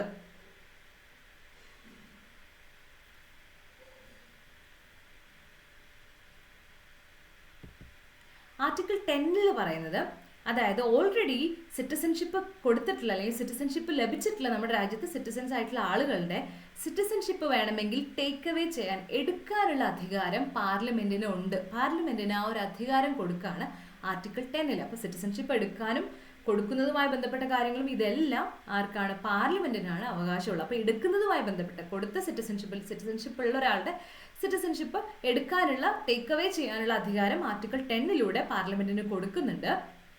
അതുപോലെ ആർട്ടിക്കിൾ 11 എന്താണ്? ആർട്ടിക്കിൾ 11 പാർലമെന്റിനോട് ലോസ് എനാക്ട് ചെയ്തോളാൻ, അതായത് സിറ്റിസൺഷിപ്പ് ലഭിക്കാൻ, സിറ്റിസൺഷിപ്പ് നഷ്ടമാകാൻ എന്ത് കാര്യവും സിറ്റിസൺഷിപ്പുമായി ബന്ധപ്പെട്ട ഏതൊരു കാര്യത്തിനും വേണ്ടിയിട്ടുള്ള നിയമങ്ങൾ ഉണ്ടാക്കാൻ പാർലമെന്റിന് അധികാരം കൊടുക്കുകയാണ് ആർട്ടിക്കിൾ 11. അപ്പോൾ അത് ഓർത്ത് വയ്ക്കുക. അപ്പോൾ ആർട്ടിക്കിൾ 11 പിന്നീട് അങ്ങോട്ട് വരുന്ന എല്ലാ കാര്യങ്ങൾക്കും സിറ്റിസൺഷിപ്പ് റിലേറ്റഡ് എല്ലാ കാര്യങ്ങളും തീരുമാനിക്കുന്നത് പാർലമെന്റ് ആണ് നിയമത്തിലൂടെ.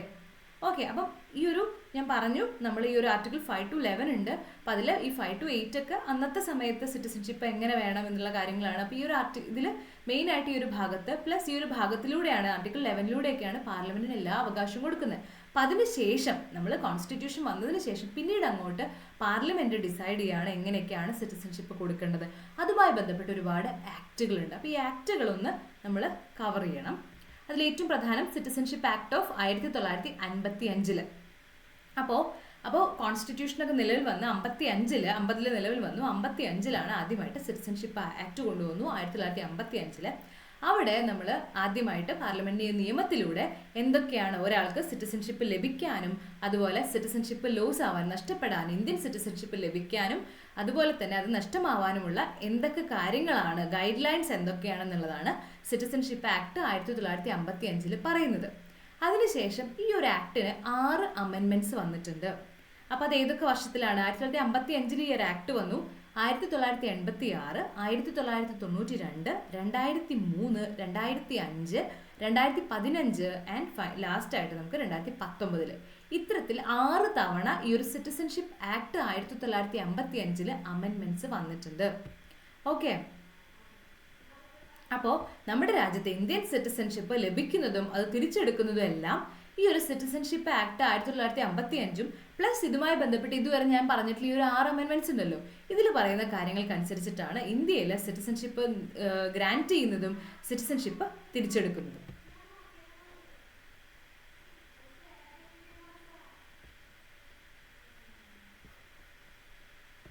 ഓക്കെ, അപ്പം അത്രയും ക്ലിയർ ആയല്ലോ അല്ലേ?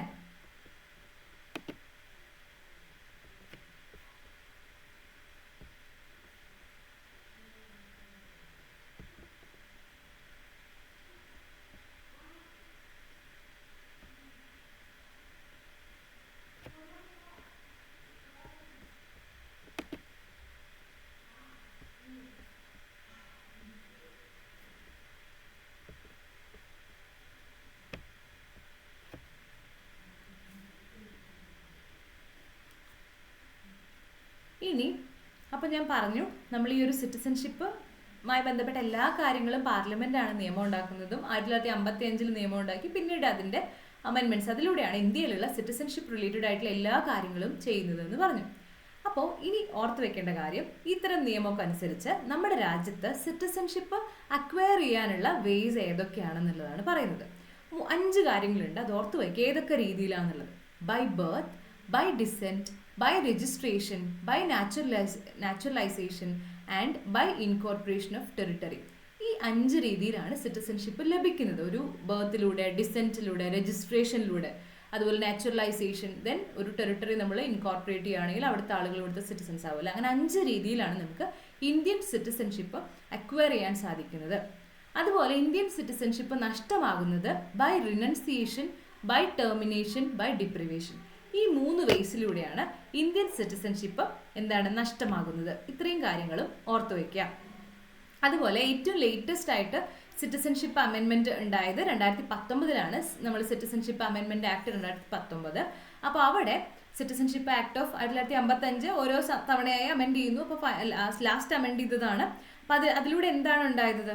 അതായത് നമ്മുടെ രാജ്യത്തുള്ള ഇല്ലീഗലായിട്ടുള്ള immigrants, Hindus, Sikhs, Buddhist, Jains, Parsees and Christians, ഈ പറയുന്ന 6 മതവിഭാഗത്തിൽ പെട്ടിട്ടുള്ള ഇല്ലീഗൽ ആയിട്ടുള്ള ഇമിഗ്രൻസ് അവർ എവിടെ നിന്നാവണം? അഫ്ഗാനിസ്ഥാൻ, ബംഗ്ലാദേശ്, പാകിസ്ഥാൻ, ഈ 3 രാജ്യങ്ങളിൽ നിന്ന് ആളുകൾ അവർ ഇന്ത്യയിലേക്ക് 31/2014 അന്നോ അല്ലെങ്കിൽ അതിന് മുമ്പോ വന്നിട്ടുള്ള ആളുകൾക്ക് ഇന്ത്യൻ സിറ്റിസൺഷിപ്പിന് അപ്ലൈ ചെയ്യാന്നുള്ളതാണ് പറയുന്നത്. അപ്പോൾ ഇല്ലീഗൽ ഇമിഗ്രൻ്റ് ആണെങ്കിൽ സിറ്റിസൺഷിപ്പ് ലഭിക്കില്ല. അങ്ങനെ കുറേ കാര്യങ്ങൾ നമ്മുടെ സിറ്റിസൺഷിപ്പ് റിലേറ്റഡ് ആയിട്ട് കുറച്ച് ക്ലോസസ് ഉണ്ട്. അപ്പോൾ അതെല്ലാം ഇവിടെ മറികടന്നുകൊണ്ട് ഈ ഒരു നിയമത്തിലൊരു മാറ്റം വരുത്തി. അതായത് ഇല്ലീഗൽ ഇമിഗ്രൻ്റ് ആണെങ്കിലും സിറ്റിസൺഷിപ്പ് കൊടുക്കാം. പക്ഷെ കണ്ടീഷൻ അവരെന്തായിരിക്കും? ഹിന്ദു, സിഖ്, ബുദ്ധിസ്റ്റ്, ജൈൻ, അതുപോലെ പാർസീസ് ആൻഡ് ക്രിസ്ത്യൻസ് എന്ന് പറയുന്ന ഈ ഒരു റിലിജിയൻസിൽ പെടുന്ന ആളുകൾ, അതുപോലെ അഫ്ഗാനിസ്ഥാൻ, ബംഗ്ലാദേശ് ആൻഡ് പാകിസ്ഥാൻ എന്ന് വരുന്ന ആളുകളായിരിക്കണം. ഈ ഒരു ഡേറ്റും ഉണ്ട്, before December 31st, 2014, on or before December 31st, 2014 എത്തിയിട്ടുള്ള ആളുകൾക്ക് ഇന്ത്യൻ സിറ്റിസൺഷിപ്പിന് അപ്ലൈ ചെയ്യാം എന്നുള്ളതാണ് ഈ ഒരു സിറ്റിസൺഷിപ്പ് അമെൻമെന്റ് ആക്ട് CAA. ഒരുപാട് കോൺട്രവേഴ്സി ആയതല്ലേ.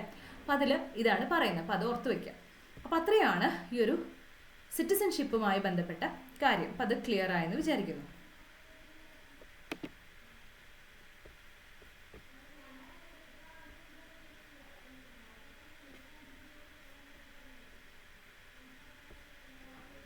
ഇനി നമ്മൾ നോക്കുന്നത് ഫണ്ടമെന്റൽ റൈറ്റ്സ്. പ്രധാനപ്പെട്ട ഭാഗമാണ്, ഒരുപാട് ക്വസ്റ്റ്യൻസ് വരുന്നൊരു ഭാഗമാണ് ഫണ്ടമെന്റൽ റൈറ്റ്സ്. Okay, yes. അപ്പം നമ്മൾ യൂണിയൻ ആൻഡ് ഇറ്റ്സ് ടെറിട്ടറി അതുപോലെ സിറ്റിസൺഷിപ്പ്, ഈ 2 ഭാഗങ്ങളും കവർ ചെയ്തു അല്ലേ. ഇനി ഫണ്ടമെന്റൽ റൈറ്റ്സ് എന്ന് പറയുമ്പോൾ അത് ഏത് പാർട്ടിലാണ് വരുന്നത്? പാർട്ട് 1 കഴിഞ്ഞ് 2 കഴിഞ്ഞ് ഇനി പാർട്ട് 3 ഫണ്ടമെന്റൽ റൈറ്റ്സ് വരുന്നത്. Articles 12 to 35. Articles 12 to 35. Fundamental റൈറ്റ്സിൻ്റെ ഒരു ഇൻസ്പിറേഷൻ നമുക്ക് എവിടെ നിന്നാണ്? US എന്നാണ്. അവിടുത്തെ ബിൽ ഓഫ് റൈറ്റ്സിൽ നിന്നും ഇൻസ്പയർ ആയിട്ടാണ് നമ്മൾ ഫണ്ടമെന്റൽ റൈറ്റ്സ് എന്നുള്ള ഭാഗം ഉൾക്കൊള്ളിച്ചിരിക്കുന്നത്. അതുപോലെ ഫണ്ടമെന്റൽ റൈറ്റ്സിനെ നമ്മൾ മാഗ്ന കാർട്ട ഓഫ് ഇന്ത്യ എന്ന് ഡിസ്ക്രൈബ് ചെയ്യുന്നുണ്ട്. ദെൻ ഫണ്ടമെന്റൽ റൈറ്റ്സ് പൊളിറ്റിക്കൽ ഡെമോക്രസിയാണ് പ്രൊമോട്ട് ചെയ്യുന്നത്. അപ്പോൾ അത് ഓർത്ത് വയ്ക്കുക, പൊളിറ്റിക്കൽ ഡെമോക്രസിയെ പ്രൊമോട്ട് ചെയ്യുന്നു. അതുപോലെ ഒറിജിനലി നമുക്ക് 7 ഫണ്ടമെന്റൽ റൈറ്റ്സ് ഉണ്ടായിരുന്നു originally. Then right to property, article 31 ആയിരുന്ന റൈറ്റ് ടു പ്രോപ്പർട്ടി എന്നുള്ളത് ഡിലീറ്റ് ചെയ്തു ഫണ്ടമെന്റൽ റൈറ്റ്സിൽ നിന്ന് 44th അമെൻമെന്റ് ആക്ടിലൂടെ. എന്നിട്ട് ഈ ഒരു റൈറ്റ് ടു പ്രോപ്പർട്ടി എന്നുള്ളതിനെ നമ്മൾ 300A പാർട്ട് 12 300A എന്ന് പറഞ്ഞിട്ട് അതൊരു ലീഗൽ റൈറ്റ് ആക്കി മാറ്റി. അപ്പോൾ ഇപ്പോൾ നമുക്ക് 6 ഫണ്ടമെന്റൽ റൈറ്റ്സേ ഉള്ളൂ. അപ്പോൾ 7 ഉണ്ടായിരുന്നു. റൈറ്റ് ടു പ്രോപ്പർട്ടി ആണ് ഡിലീറ്റ് ചെയ്തത് എന്നുള്ളത് ഓർത്ത് വയ്ക്കുക. 44th അമെൻമെന്റിലൂടെയാണ് അത് ഡിലീറ്റ് ചെയ്തത് എന്നുള്ളതും ഓർത്ത് വയ്ക്കുക. എന്നിട്ട് അതൊരു ലീഗൽ റൈറ്റ് ആയിട്ട് ആർട്ടിക്കിൾ 300A ആയിട്ട് നമുക്ക് അവൈലബിൾ ആണ്. So at present there are only 6 fundamental rights. അപ്പോൾ അതും ഓർത്ത് വയ്ക്കാം. ഓക്കെ, അപ്പോൾ അങ്ങനെയുള്ള ബേസിക് ആയിട്ടുള്ള കുറച്ച് കാര്യങ്ങൾ ഫണ്ടമെന്റൽ റൈറ്റ്സുമായി റിലേറ്റഡ് ആയിട്ട് ഓർത്ത് വയ്ക്കാം.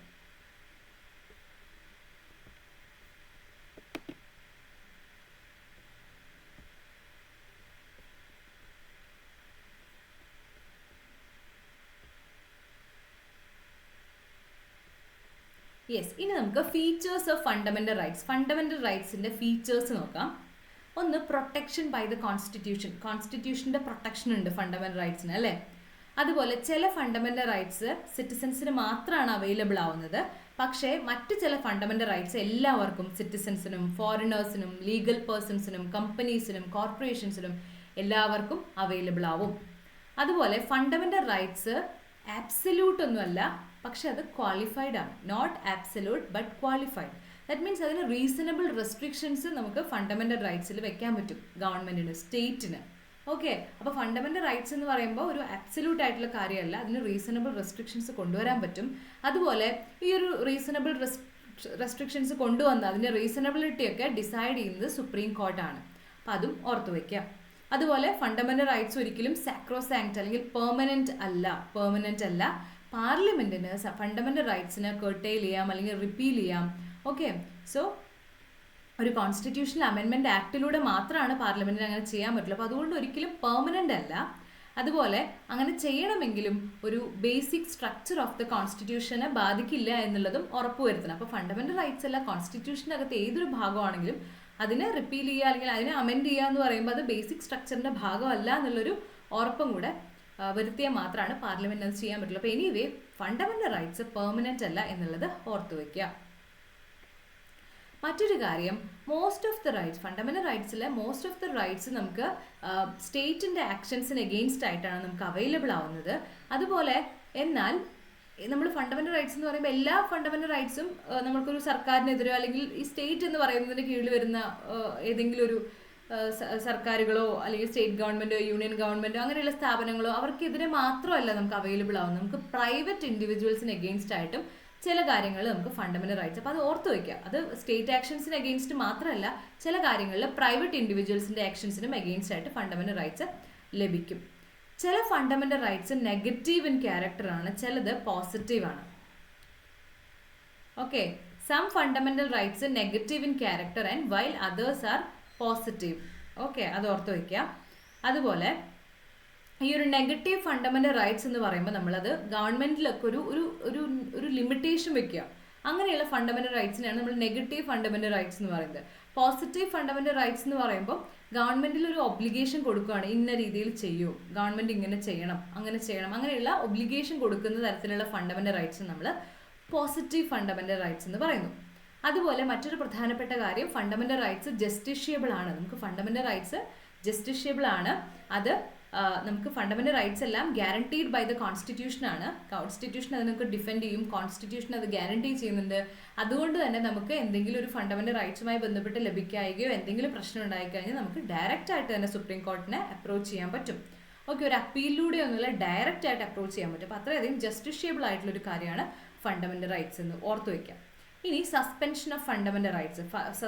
ഫണ്ടമെൻ്റൽ റൈറ്റ്സിൻ്റെ സസ്പെൻഷൻ എന്ന് പറയുമ്പോൾ നമുക്ക് നാഷണൽ എമർജൻസിയുടെ സമയത്ത് ഫണ്ടമെൻ്റൽ റൈറ്റ്സ് സസ്പെൻഡ് ചെയ്യാൻ സാധിക്കും. അവിടെ പറയുന്ന ഒരു കാര്യം, ആർട്ടിക്കിൾ 20 and 21 കീഴിലുള്ള റൈറ്റ്സ് ഒഴികെയുള്ള ആർട്ടിക്കിൾസ്. അപ്പം ഫണ്ടമെൻ്റൽ റൈറ്റ്സ് സസ്പെൻഡ് ചെയ്യാൻ പറ്റും നാഷണൽ എമർജൻസിയുടെ സമയത്ത്. അപ്പോഴും ഈ ആർട്ടിക്കിൾ 20 and 21 അത് രണ്ടും സസ്പെൻഡ് ചെയ്യാൻ പറ്റില്ല എന്നുള്ളത് ഓർത്ത് വയ്ക്കുക. അതുപോലെ ആർട്ടിക്കിൾ 19 കീഴെയുള്ള ഫണ്ടമെൻ്റൽ റൈറ്റ്സ് അത് നമുക്ക് സസ്പെൻഡ് ചെയ്യാൻ സാധിക്കുന്നത് എമർജൻസി ഉള്ള സമയത്ത്. പക്ഷേ ഈ എമർജൻസി എന്ന് പറയുന്നത് ഒരു വാറിൻ്റെ അല്ലെങ്കിൽ ഒരു എക്സ്റ്റേണൽ അഗ്രഷൻ എന്നുള്ള രീതിയിൽ വാറോ എക്സ്റ്റേണൽ അഗ്രഷനോ റീസൺ ആയിട്ട് വന്നിട്ട് അതിൻ്റെ കാരണം കൊണ്ട് പ്രഖ്യാപിച്ചിട്ടുള്ള എമർജൻസി ആയിരിക്കണം. ഒരിക്കലും ഒരു ഇന്റേണൽ എമർജൻസി ആയിരിക്കരുത്, എക്സ്റ്റേണൽ എമർജൻസി ആയിരിക്കണം. ആർട്ടിക്കിൾ 19 സസ്പെൻഡ് ചെയ്യേണ്ട കാര്യത്തെക്കുറിച്ചാണ് പറയുന്നത്. ആ ഒരു സമയത്ത് മാത്രമാണ് ആർട്ടിക്കിൾ 19 റൈറ്റ്സ് ഒക്കെ സസ്പെൻഡ് ചെയ്യാൻ പറ്റുള്ളൂ.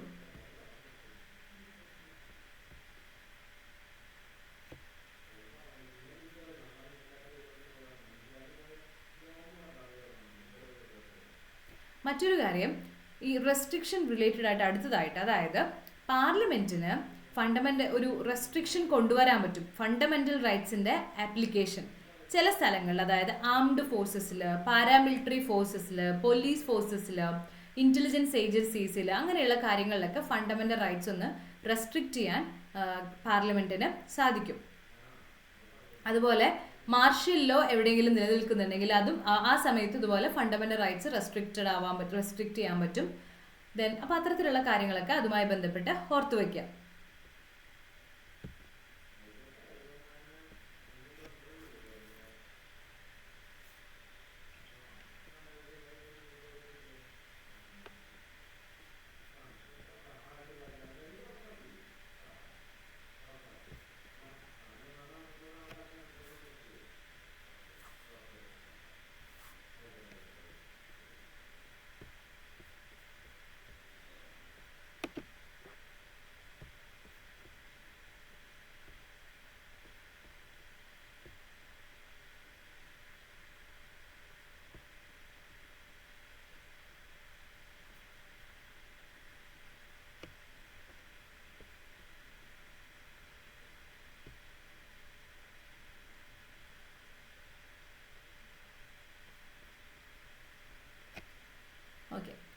അത്രയാണ് ഫണ്ടമെന്റൽ റൈറ്റ്സ് റിലേറ്റഡ് ആയിട്ടുള്ള ഫീച്ചേഴ്സും അതിൻ്റെ ബേസിക് ആയിട്ടുള്ള കാര്യങ്ങൾ. അപ്പോൾ ഇതിൽ പറഞ്ഞിട്ടുള്ള എല്ലാ പോയിന്റ്സും പഠിച്ചു വെക്കേണ്ടതാണ്, ഓർത്ത് വെക്കേണ്ടതാണ്. ഓക്കെ, ഇനി നമുക്ക് ഫണ്ടമെന്റൽ റൈറ്റ്സിലേക്ക് പോവാം.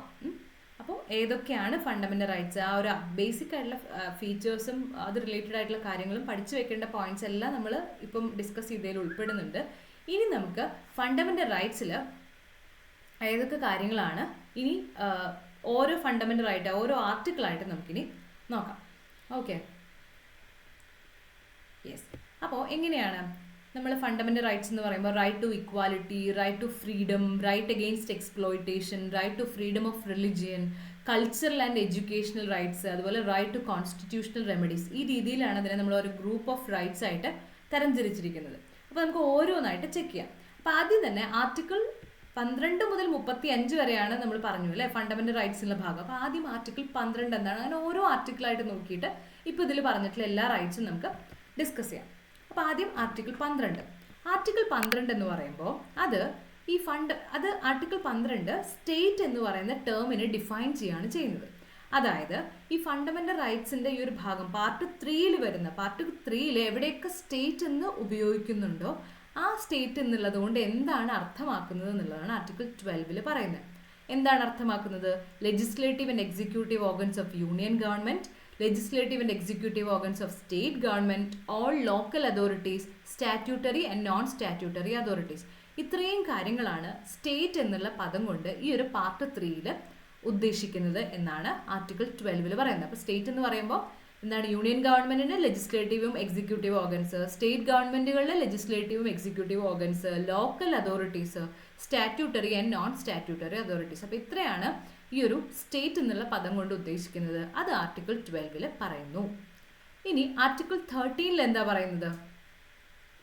ആർട്ടിക്കിൾ 13 പറയുന്നത് അതായത് നമ്മുടെ രാജ്യത്ത് നിർമ്മിക്കുന്ന നിയമങ്ങൾ, all laws that are inconsistent with any of the fundamental rights shall be void. നമ്മുടെ രാജ്യത്ത് നിർമ്മിക്കുന്ന നിയമങ്ങൾ നോക്കുകയാണെങ്കിൽ അത് ഫണ്ടമെന്റൽ റൈറ്റ്സിനെ ഹനിക്കുന്ന രീതിയിലുള്ള നിയമങ്ങളാണെങ്കിൽ ആ നിയമം നിലനിൽക്കില്ല എന്നുള്ളതാണ് ആർട്ടിക്കിൾ 13 പറയുന്നത്. ഓക്കെ,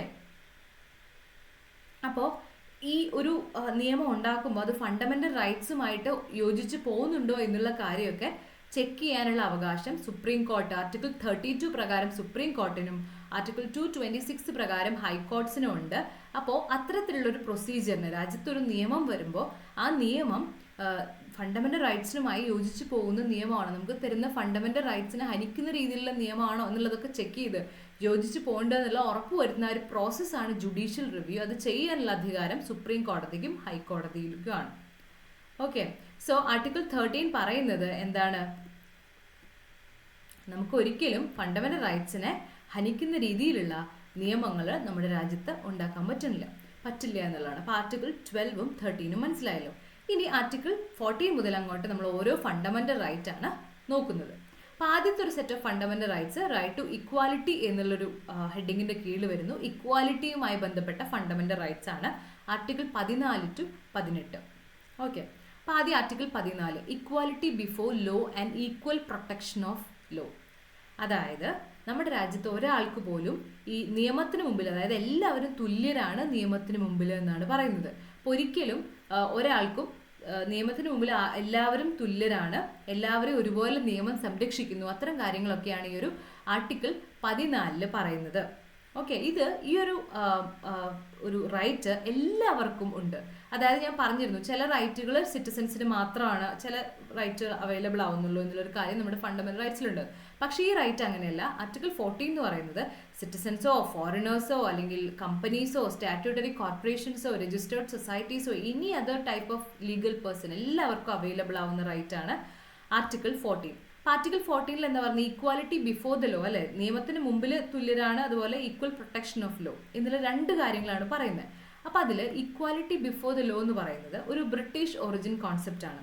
അതായത് ആർക്കും ഒരു പ്രത്യേകത ഇല്ല, ഒരു പണമുള്ള ഒരാൾക്ക് പണമില്ലാത്ത ആൾക്ക് അങ്ങനെയുള്ള വ്യത്യാസം നിയമത്തിന് മുമ്പിൽ ഇല്ല എന്നുള്ളതാണ് ഈക്വാലിറ്റി ബിഫോർ. ആർക്കും പ്രത്യേക അവകാശങ്ങളൊന്നുമില്ല, നിയമത്തിന് മുമ്പിൽ എല്ലാവരും തുല്യരാണ്, ഒരാളെ മാത്രം നിയമം ഫേവർ ചെയ്തൊന്നും നിൽക്കില്ല എന്നുള്ളതാണ് ഈക്വാലിറ്റി ബിഫോർ ദ ലോ. എല്ലാവരും നിയമത്തിന് മുമ്പിൽ സമന്മാരാണെന്നുള്ളത്. ഇനി ഈക്വൽ പ്രൊട്ടക്ഷൻ ഓഫ് ലോ എന്ന് പറയുന്നത് അതെന്താണ്? അതൊരു അമേരിക്കൻ ഒരു കോൺസെപ്റ്റാണ്. അവിടെ നിന്ന് നമ്മൾ എടുത്തിട്ടുള്ളൊരു കോൺസെപ്റ്റാണ് ഈക്വൽ പ്രൊട്ടക്ഷൻ ഓഫ് ലോസ് എന്ന് പറയുന്നത്. അതിൽ എന്താണ്, ഈ ഒരേ തരത്തിലുള്ള സാഹചര്യങ്ങളിലുള്ള ആളുകളെ ഒരേ തരത്തിൽ ട്രീറ്റ് ചെയ്യുമെന്നുള്ളത്, equality of treatment under equal circumstances. ഒരേ തരത്തിൽ സാഹചര്യത്തിൽ നിൽക്കുന്ന ആളുകളെ ഒരേ രീതിയിൽ, ഇപ്പോൾ ഒരാളൊരു മർഡർ ആണെങ്കിൽ ഒരുപക്ഷെ ഒരാളൊരു കാര്യത്തിൽ നിന്ന് രക്ഷപ്പെടാൻ വേണ്ടി രക്ഷാർത്ഥം ഒരാളെ കൊലപാതകം ചെയ്തതും ഒരാളെ പ്ലാൻ ചെയ്ത് ഗൂഢാലോചന നടത്തി കൊലപാതകം ചെയ്യുക, രണ്ടിലും ഒരേ തെറ്റാണെങ്കിലും രണ്ടുപേരുടെയും സാഹചര്യം ഡിഫറെൻ്റ് ആണല്ലേ. അപ്പോൾ സാഹചര്യങ്ങൾക്കനുസരിച്ച് ട്രീറ്റ് ചെയ്യും എന്നുള്ളൊരു കാര്യമാണ് ഈ ഒരു ഈക്വൽ പ്രൊട്ടക്ഷൻ ഓഫ് ലോസ്. ഇതിൻ്റെ ഒരു എക്സാമ്പിളായിട്ട് ഇത് ആലോചിച്ചാൽ മതി, നമുക്ക് ഓർമ്മ വരും. ഇത് equality of treatment under equal circumstances. ഗൂഢാലോചന നടത്തിയ ഒരാളെ മർഡർ ചെയ്തിട്ടുള്ള രണ്ടാളുകളുണ്ടെങ്കിൽ അവർ ഒരേ തരത്തിലുള്ള നിയമങ്ങളാണ് അവർക്കൊക്കെ വരും. പക്ഷെ അതേസമയം വേറൊരാൾ ഒരു സ്വയരക്ഷാർത്ഥം ഒരു കൊലപാതകം ചെയ്യേണ്ടി വന്നു കഴിഞ്ഞാൽ അയാളെയും ആ രീതിയിൽ ട്രീറ്റ് ചെയ്യാൻ പറ്റില്ല അല്ലേ, സാഹചര്യം വ്യത്യാസമാണ്. അപ്പോൾ ആ രീതിയിൽ ഈക്വൽ പ്രൊട്ടക്ഷൻ ഓഫ് ലോസ്, ഒരേപോലെയുള്ള ആളുകളെ ഒരേ രീതിയിൽ ട്രീറ്റ് ചെയ്യുക എന്നുള്ളൊരു കാര്യം. ഓക്കെ, അപ്പോൾ അതാണ് ഈക്വൽ പ്രൊട്ടക്ഷൻ ഓഫ് ലോസ്. അത് American concept, equality before the law British concept ആണെന്നുള്ളത് ഓർത്ത് വയ്ക്കാം. അതുപോലെ rule of law by A.V. Dicey, British jurist ആണ് A.V. ഡൈസി എന്ന് പറയുന്നത്. അപ്പോൾ അദ്ദേഹത്തിൻ്റെ ഒരു കോൺസെപ്റ്റാണ് റൂൾ ഓഫ് ലോ എന്ന് പറയുന്നത്. അതായത് ആരെയും ഒരു ബ്രീച്ച് ഓഫ് ലോ, ഒരു നിയമം ലംഘനമല്ലാതെ വേറൊരു കാര്യത്തിനും ശിക്ഷിക്കാൻ പറ്റില്ല എന്നുള്ളൊരു കാര്യമാണ് പറയുന്നത്. ഒരു ഇമ്പോർട്ടൻറ്റ് കാര്യം ഓർക്കേണ്ടത്, അതായത് റൂൾ ഓഫ് ലോ എന്നുള്ളത് basic structure of our constitution ആണ്. ഞാൻ പറഞ്ഞിരുന്നു, കോൺസ്റ്റിറ്റ്യൂഷൻ്റെ അകത്ത് ബേസിക് സ്ട്രക്ചർ എന്ന് പറയുന്നൊരു കുറച്ച് കാര്യങ്ങളെ നമ്മൾ ബേസിക് സ്ട്രക്ചറായിട്ട് കണക്കാക്കും. അപ്പം അതിനെ നമുക്ക് അമെൻഡ് ചെയ്യാനോ ഒന്നും ചെയ്യാൻ പറ്റില്ല, അത് അതുപോലെ തന്നെ കിടന്നേ പറ്റൂ. കോൺസ്റ്റിറ്റ്യൂഷൻ്റെ അകത്ത് അതിനെ അമെൻഡ് ചെയ്യാനോ ഡിലീറ്റ് ഒന്നും അമെൻഡ് ചെയ്യാൻ പറ്റില്ല. അപ്പോൾ ഈ ഒരു റൂൾ ഓഫ് ലോ എന്നുള്ള കോൺസെപ്റ്റ് ഡൈസി കൊണ്ടുവന്നതാണ്. അദ്ദേഹം ഒരു ബ്രിട്ടീഷ് ജൂറിസ്റ്റ് ആണ്. അപ്പോൾ നമ്മുടെ സുപ്രീം കോർട്ടാണ് പലപ്പോഴും സുപ്രീം കോർട്ടിൻ്റെ വിധികളിലൂടെയൊക്കെയാണ് ഏതൊക്കെ ഭാഗങ്ങളാണ് ബേസിക് സ്ട്രക്ചറായി വരുന്നതെന്നൊക്കെ നമ്മൾ അറിയുന്നത്. അപ്പം സുപ്രീം കോർട്ട് പറഞ്ഞിട്ടുണ്ട് റൂൾ ഓഫ് ലോ എന്ന് പറയുന്നത് നമ്മുടെ ബേസിക് സ്ട്രക്ചറിൻ്റെ ഭാഗമാണ്, അത് ഓർത്ത് വയ്ക്കുക. ഓക്കെ, ഇനി ആർട്ടിക്കിൾ 15 എന്താണ്, പ്രൊഹിബിഷൻ ഓഫ് ഡിസ്ക്രിമിനേഷൻ. അതായത് നമ്മൾ ഡിസ്ക്രിമിനേഷനെ പ്രൊഹിബിറ്റ് ചെയ്യുക എന്നുള്ളതാണ്. ഒരാളെയും വേർതിരിക്കാൻ പാടില്ല. അതായത് ഈ religion, race, caste, sex or place of birth, ഇതിൻ്റെ ഒന്നും അടിസ്ഥാനത്തിൽ ഒരു മനുഷ്യനെയും നമ്മൾ ഡിസ്ക്രിമിനേറ്റ് ചെയ്യരുത് എന്നുള്ളതാണ് ആർട്ടിക്കിൾ 15 പറയുന്നത്. ഇനി ആർട്ടിക്കിൾ 16 എന്താ പറയുന്നത്, equality of opportunity in public employment. Public എംപ്ലോയ്മെൻറ്റിൽ ഗവൺമെൻറ് ജോലികളൊക്കെ ഉണ്ടല്ലോ, പബ്ലിക് എംപ്ലോയ്മെൻറ്റ്, അവിടെ എല്ലാവർക്കും ഈക്വൽ ആയിട്ടുള്ളൊരു ഓപ്പർച്യൂണിറ്റി വേണം എന്നാണ് പറയുന്നത്. ഏതെങ്കിലും ഒരു പബ്ലിക് ഓഫീസിലേക്കുള്ള അപ്പോയിൻമെൻറ്റിൽ എല്ലാ മനുഷ്യർക്കും ഈക്വൽ ആയിട്ടുള്ളൊരു ഓപ്പർച്യൂണിറ്റി അവിടെ കൊടുക്കണം എന്നുള്ളതാണ് ആർട്ടിക്കിൾ 16 പറയുന്നത്. ആർട്ടിക്കിൾ 17 എന്താണ്, അബോളിഷൻ ഓഫ് അൺടച്ചബിലിറ്റി. അതായത് അൺടച്ചബിലിറ്റി, തൊട്ടുകൂടായ്മ, നമ്മുടെ രാജ്യത്ത് പണ്ട് നിലനിന്നിരുന്ന ഒരു കാര്യമാണ് അല്ലേ. അപ്പം അതിൻ്റെ പ്രാക്ടീസ് എല്ലാം തടഞ്ഞ ഒരു രീതിയിലും നമുക്ക് അൺടച്ചബിലിറ്റി, അത് നിരോധിച്ചിട്ടുള്ള ഒരു കാര്യമാണെന്നുള്ളതാണ് ആർട്ടിക്കിൾ 17 പറയുന്നത്.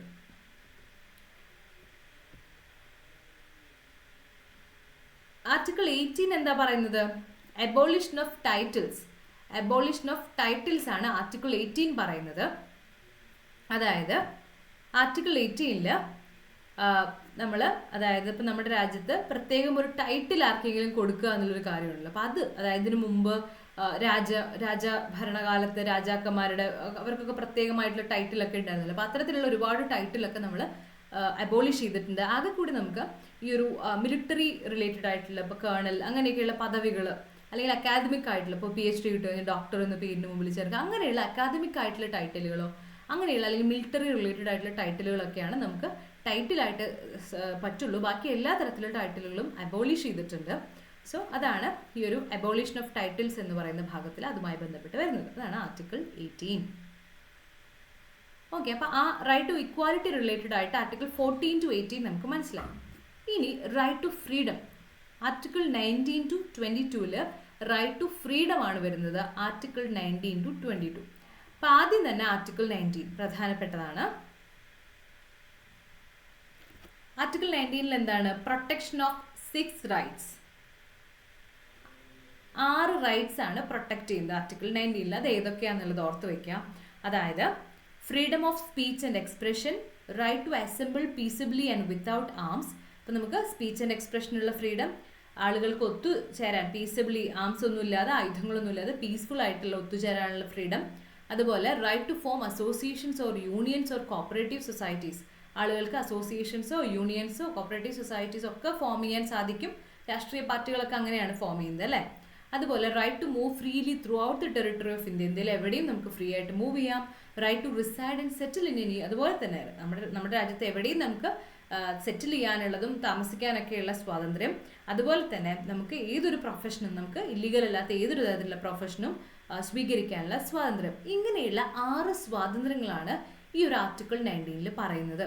ആൻഡ് ഓർത്ത് വയ്ക്കേണ്ട ഒരു കാര്യം, ഈ article 19 is available only to സിറ്റിസൻസിന് മാത്രമാണ് അവൈലബിൾ ആവുന്നുള്ളൂ എന്നുള്ളതാണ്. അപ്പോൾ അതുപോലെ തന്നെ ഈ ഒരു 6 റൈറ്റ്സും പ്രൊട്ടക്റ്റ് ചെയ്യുന്നത് സ്റ്റേറ്റിന് എഗെയിൻസ്റ്റ് ആയിട്ട് മാത്രമാണ്, അതുപോലെ പ്രൈവറ്റ് ഇൻഡിവിജ്വൽസിന് എഗെയിൻസ്റ്റ് ആയിട്ടല്ല. അപ്പം അതും ഓർത്ത് വയ്ക്കുക.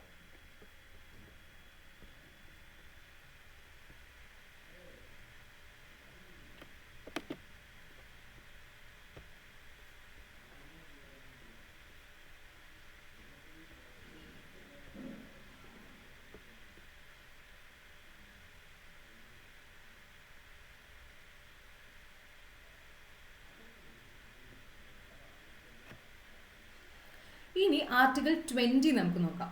ആർട്ടിക്കിൾ 20 എന്ന് പറയുന്നത് protection in respect of conviction for offences. എന്താണ് ആർട്ടിക്കിൾ 20 എന്ന് പറയുന്നത്? ആദ്യം അതുമായി ബന്ധപ്പെട്ട് ഓർത്ത് വെക്കേണ്ടത്, അതും സിറ്റിസൻസിന് മാത്രമാണ് അവൈലബിൾ ആയിട്ടുള്ളത്. ഫോറിനർ അല്ലെങ്കിൽ legal persons like company corporation ഒന്നുമില്ല. സിറ്റിസൻസിന് മാത്രം അവൈലബിൾ ആയിട്ടുള്ള ഒരു റൈറ്റ് ആണ് ആർട്ടിക്കിൾ 20 എന്ന് പറയുന്നത്. ഇതെപ്പോഴും നമ്മളൊരു ആർബിട്രറി ആയിട്ടുള്ള അല്ലെങ്കിൽ എക്സസീവ് ആയിട്ടുള്ള ഒരു പണിഷ്മെന്റ് ഒരാൾക്ക് ലഭിക്കുന്നതിനും അധികമായിട്ടുള്ള പണിഷ്മെന്റ് ഒരാൾക്ക് ലഭിക്കുന്ന സാഹചര്യം വരുമ്പോൾ അതിൽ നിന്നും, അതുപോലെ ആപേക്ഷികമായിട്ടുള്ള രീതിയിലുള്ള ആളുകളെ അറസ്റ്റ് ചെയ്യുക, അല്ലെങ്കിൽ പ്രത്യേകിച്ചും അറസ്റ്റിനേക്കാൾ ഇത് പ്രത്യേകിച്ചും ആളുകൾക്ക് ഒരു ഒഫൻസിന് ഒരു തടവ് ലഭിച്ചാൽ, ഒരു പണിഷ്മെന്റ് ലഭിച്ചാൽ അതുമായി ബന്ധപ്പെട്ട് ആ ഒരു പണിഷ്മെന്റ് ലഭിക്കുന്ന ആൾക്ക് കുറച്ച് ബേസിക് റൈറ്റ്സ് ഉണ്ട് അല്ലേ. അപ്പം അതുമായി ബന്ധപ്പെട്ട കാര്യങ്ങളൊക്കെയാണ് ആർട്ടിക്കിൾ 20 എന്ന് പറയുന്നത്. അപ്പോൾ ഈ ആർട്ടിക്കിൾ 20 പറയുന്ന 3 കാര്യങ്ങൾ എന്ന് പറയുന്നത്, ഒന്ന് നോ എക്സ്പോസ്ഡ് ഫാക്ടോ ലോ എന്നുള്ളതാണ്. അതായത് ഒരാൾക്കും ഇപ്പം ഒരാൾ ഒരു തെറ്റ് ചെയ്തു, ആ തെറ്റ് ചെയ്തത് ആ ഒരു തെറ്റുമായി ബന്ധപ്പെട്ട ഒരു നിയമം ഇറങ്ങുന്നതിന് മുമ്പേ ഉള്ളൊരു സമയത്താണ് ആ ഒരു തെറ്റ് ചെയ്തതെങ്കിൽ നമുക്ക് അതിൻ്റെ പേരിൽ, ഇപ്പോൾ 2019 ഒരാൾ ഒരു തെറ്റ് ചെയ്തു, അപ്പോൾ അയാളൊരു ഇപ്പം മാസ്ക് ധരിച്ചില്ല 2019, 2020 നമുക്ക് മാസ്ക് ധരിക്കണം എന്നുള്ളത് കൊറോണയുമായി ബന്ധപ്പെട്ട ഒരു നിയമമായി വന്നത് അല്ലേ.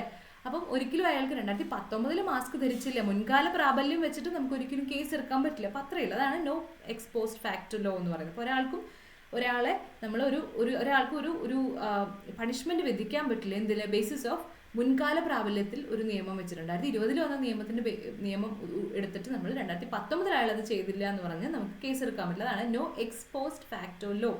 മുൻകാല പ്രാബല്യം എന്നുള്ളത് ഇത്തരത്തിലുള്ള ഇതുമായി ബന്ധപ്പെട്ട് നടത്താൻ സാധിക്കില്ല എന്നുള്ളതാണ് ഒന്ന്. 2, നോ ഡബിൾ ജിയോപതി.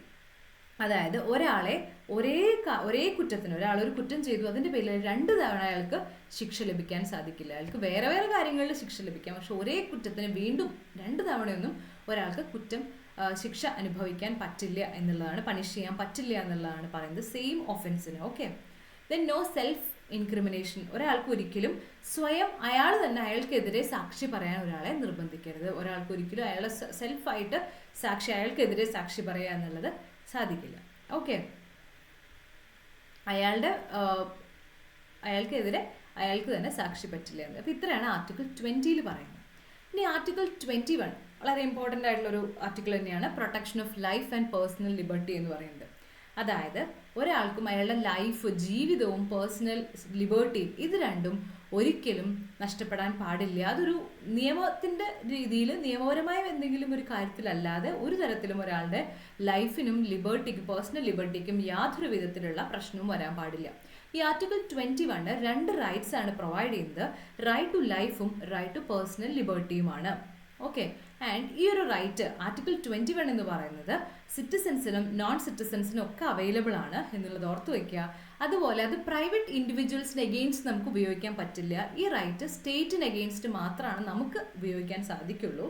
അതുപോലെ ഈ ഒരു ആർട്ടിക്കിൾ 21 ഞാൻ പറഞ്ഞു വളരെ പ്രധാനപ്പെട്ട റൈറ്റ് ആണ്. അതുകൊണ്ട് തന്നെ ഇതിനെ supreme court article 21 heart of fundamental rights എന്നാണ് വിശേഷിപ്പിച്ചിട്ടുള്ളത്. അപ്പം അതും ഓർത്ത് വയ്ക്കാം. ഓക്കെ. യെസ്. ഇനി ആർട്ടിക്കിൾ 21A. അപ്പോൾ ആർട്ടിക്കിൾ 21 കഴിഞ്ഞ് 22 അല്ല വരുന്നത്, ആർട്ടിക്കിൾ 21A. ദാറ്റ് മീൻസ് അതൊരു അമെൻമെന്റിലൂടെ ചേർത്തൊരു ആർട്ടിക്കിളാണ് 21A. അങ്ങനെയുള്ള ഏത് കേൾക്കുമ്പോൾ നമുക്കറിയാം അല്ലേ, അമെൻമെന്റിലൂടെ ചേർത്തൊരു ആർട്ടിക്കിളാണ് right to education. Article 21A എന്ന് പറയുന്നത് എന്താണ് പറയുന്നത്?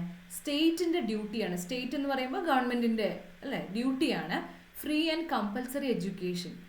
6 to 14 6 to 14 വയസ്സ് വരെയുള്ള എല്ലാ കുട്ടികളും ഫ്രീ ആൻഡ് കമ്പൽസറി, ഫ്രീ ആയിട്ടുള്ളതും നിർബന്ധിതമായിട്ടുള്ള വിദ്യാഭ്യാസം കൊടുക്കേണ്ടത് സ്റ്റേറ്റിന്റെ ഉത്തരവാദിത്തമാണ്, മസ്റ്റായിട്ട് ചെയ്യേണ്ട കാര്യമാണ്. പിന്നെ ഓർത്ത് വയ്ക്കുക, ആർട്ടിക്കിൾ 21A പ്രകാരം എലിമെന്ററി എഡ്യൂക്കേഷൻ മാത്രമാണ് ഒരു ഫണ്ടമെന്റൽ റൈറ്റ്സ് ആയി വരുന്നത്. ഹയർ എഡ്യൂക്കേഷൻ അല്ലെങ്കിൽ പ്രൊഫഷണൽ എഡ്യൂക്കേഷൻ ഒന്നും ഫണ്ടമെന്റൽ റൈറ്റ് ആയിട്ട് വരുന്നില്ല. അതുപോലെ ഞാൻ പറഞ്ഞു ഇതൊരു അമെൻമെന്റിലൂടെ ചേർത്തിട്ടുള്ള ആർട്ടിക്കിൾ ആണെന്ന്. സോ ഇത് 86th അമെൻമെന്റിലൂടെയാണ് 2002 ആർട്ടിക്കിൾ 21A കോൺസ്റ്റിറ്റ്യൂഷനിൽ ആഡ് ചെയ്ത് 86th അമെൻമെന്റിലൂടെയാണ്, ഓർത്ത് വയ്ക്കുക. ഇനി article 22. Article 22 protection against arrest and detention. അറസ്റ്റും അതുപോലെ തടങ്കലുമായി ബന്ധപ്പെട്ട് ഒരാൾ അറസ്റ്റിലാവുന്നതും തടങ്കലിലാവുന്നതൊക്കെയായി ബന്ധപ്പെട്ട് അത്തരത്തിലുള്ള സാഹചര്യങ്ങളിൽ വരുമ്പോൾ ആളുകൾക്ക് എന്തൊക്കെ അവകാശങ്ങളുണ്ട് അതാണ് ആർട്ടിക്കിൾ 22 പറയുന്നത്. അത് സിറ്റിസൺസിനും ഫോറിനേഴ്സിനും അവൈലബിൾ ആണ്, ഓർത്ത് വയ്ക്കുക. അതുപോലെ എന്താണ്, ഒരു ആൾ അറസ്റ്റഡ് ആയിട്ടുള്ള ആളോ അല്ലെങ്കിൽ തടങ്കലിലൊക്കെ ആയ ഒരാളോ അവർക്ക് വേണ്ടിയിട്ടുള്ള അവകാശങ്ങളാണ് പറയുന്നത്. ഡിറ്റൻഷൻ എന്ന് പറയുമ്പോൾ 2 തരത്തിലുള്ള തടങ്കലുണ്ട്. അതായത് ഒരാൾ പ്യൂണിറ്റീവ് ആയിട്ടുള്ള ഡിറ്റൻഷൻ, അതായത് ഒരു ട്രയലൊക്കെ നടത്തി വിചാരണയൊക്കെ നടത്തി ഒരു ശിക്ഷ വിധിച്ച് ഒരാൾ തടങ്കലിലാവുന്നതും, അതുപോലെ പ്രിവെന്റീവ്, ഒരാൾ ഒരു ട്രയലും കൺവിക്ഷനും അല്ലെങ്കിൽ ഒരു ട്രയൽ നടത്തി ഒരു വിചാരണ നടത്തി വിധി വന്നിട്ടൊന്നും അല്ല, അല്ലാതെ ചില ആളുകളെ നമ്മൾ ഒരു കരുതൽ തടങ്കൽ എന്ന് പറയുമല്ലോ, അതാണ് പ്രിവെന്റീവ് ഡിറ്റൻഷൻ. ആ രീതിയിലുള്ള തരത്തിലുള്ള തടങ്കലുണ്ട്. അപ്പോൾ ഈ രീതിയിലൊക്കെയുള്ള ഡിറ്റൻഷൻ, ഈ 2 രീതിയിൽ ഡിറ്റൻഷൻ വരുമ്പോഴും ഒരാൾ അറസ്റ്റ് ചെയ്യുമ്പോഴൊക്കെ ഇയാൾക്ക് എന്തൊക്കെ റൈറ്റ്സ് ഉണ്ട് എന്നൊക്കെ പറയുന്നതാണ് ആർട്ടിക്കിൾ 22 പറയുന്നത്. ഓക്കെ, അപ്പോൾ അതാണ് ആർട്ടിക്കിൾ 22. അപ്പോൾ അത്രയും ഭാഗവും നമ്മൾ കവർ ചെയ്ത് കഴിഞ്ഞു. ഇനി റൈറ്റ് അഗെയിൻസ്റ്റ് എക്സ്പ്ലോയിറ്റേഷൻ, ചൂഷണത്തിന് അഗെയിൻസ്റ്റ് ആയിട്ടുള്ള ഒരു റൈറ്റ്, ആ ഒരു റൈറ്റ് വരുന്നത് ആർട്ടിക്കിൾ 23 and 24. ഈ 2 ആർട്ടിക്കിൾസ് ആണ് റൈറ്റ് അഗെയിൻസ്റ്റ് എക്സ്പ്ലോയിറ്റേഷനിൽ വരുന്നത്. ആർട്ടിക്കിൾ 23 എന്ന് പറയുന്നത് prohibition of traffic in human beings and forced labour, മനുഷ്യക്കടത്ത്, അതുപോലെ ഫോഴ്സ്ഡ് ആയിട്ടുള്ള നിർബന്ധിതമായിട്ടുള്ള ജോലികൾ ചെയ്യിപ്പിക്കുക, ഫോഴ്സ്ഡ് ലേബർ, ഇതൊക്കെയാണ് ആർട്ടിക്കിൾ 23 പറയുന്നത്. Article 23 human trafficking, beggar, forced labour, payment ഇല്ലാതെ ഫോഴ്സ്ഡ് ലേബർ, പേയ്മെന്റ് ഒന്നും കൊടുക്കാതെ നിർബന്ധിതമായി ജോലി ചെയ്യിപ്പിക്കുക, അല്ലെങ്കിൽ ഹ്യൂമൻ ട്രാഫിക്, ആളുകളെ മനുഷ്യക്കടത്ത്, അങ്ങനെയുള്ള കാര്യങ്ങളൊക്കെ ഫോർബിഡ് ചെയ്യുന്ന ആർട്ടിക്കിളാണ് ആർട്ടിക്കിൾ 23 എന്ന് പറയുന്നത്. ഈ ഒരു റൈറ്റ് എന്ന് പറയുന്നത് ഇന്ത്യയിലെ സിറ്റിസൺസിനും അതുപോലെ തന്നെ നോൺ സിറ്റിസൺസിനും ഒക്കെ അവൈലബിൾ ആവുന്നുണ്ട്. അതുപോലെ സ്റ്റേറ്റിന് എഗെയിൻസ്റ്റ് മാത്രമല്ല പ്രൈവറ്റ് പേഴ്സൺസിന് എഗെയിൻസ്റ്റ് ആയിട്ടും ഈ ഒരു ആർട്ടിക്കിൾ നമുക്കൊരു പ്രൊട്ടക്ഷൻ തരുന്നുണ്ട്. കാരണം ഈ ഒരു ആർട്ടിക്കിൾ എന്ന് പറയുന്നത് ഫോഴ്സ്ഡ് ലേബർ എന്നൊക്കെ പറയുമ്പോൾ പലപ്പോഴും പ്രൈവറ്റ് ആയിട്ടുള്ള സ്ഥാപനങ്ങളൊക്കെ ചെയ്യുന്നുണ്ടാവും അല്ലേ, അപ്പോൾ അവർക്ക് എഗെയിൻസ്റ്റ് ആയിട്ടൊക്കെ നമുക്ക് അവൈലബിൾ ആണിത്.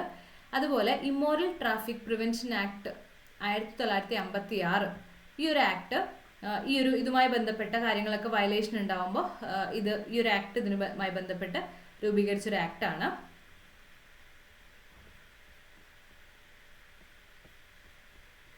അപ്പോൾ ആ ആക്ട് ഓർത്ത് വയ്ക്കുക. അതുപോലെ കമ്പൽസറി മിലിറ്ററി സർവീസ് എന്നൊക്കെ ഉള്ളത് ഇതിന്ന് എക്സെപ്ഷൻ ഉള്ളൊരു കാര്യമാണ്. അത് നമുക്ക് ഫോഴ്സ്ഡ് ലേബർ എന്നൊന്നും പറയാൻ പറ്റില്ല. അപ്പം അതുകൊണ്ട് അത് ഇതിന്നൊരു എക്സെപ്ഷൻ ആയിട്ടുള്ളൊരു ഒരു ഭാഗമാണെന്നുള്ളത് ഓർത്ത് വയ്ക്കുക.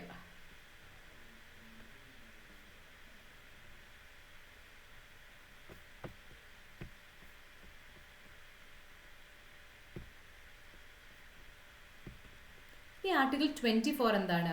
Prohibition of employment of children in factories, അതായത് കുട്ടികളുടെ ചൈൽഡ് ലേബറിനെ പ്രൊഹിബിറ്റ് ചെയ്യുന്ന ഒരു ആർട്ടിക്കിളാണ് ആർട്ടിക്കിൾ 24 എന്ന് പറയുന്നത്.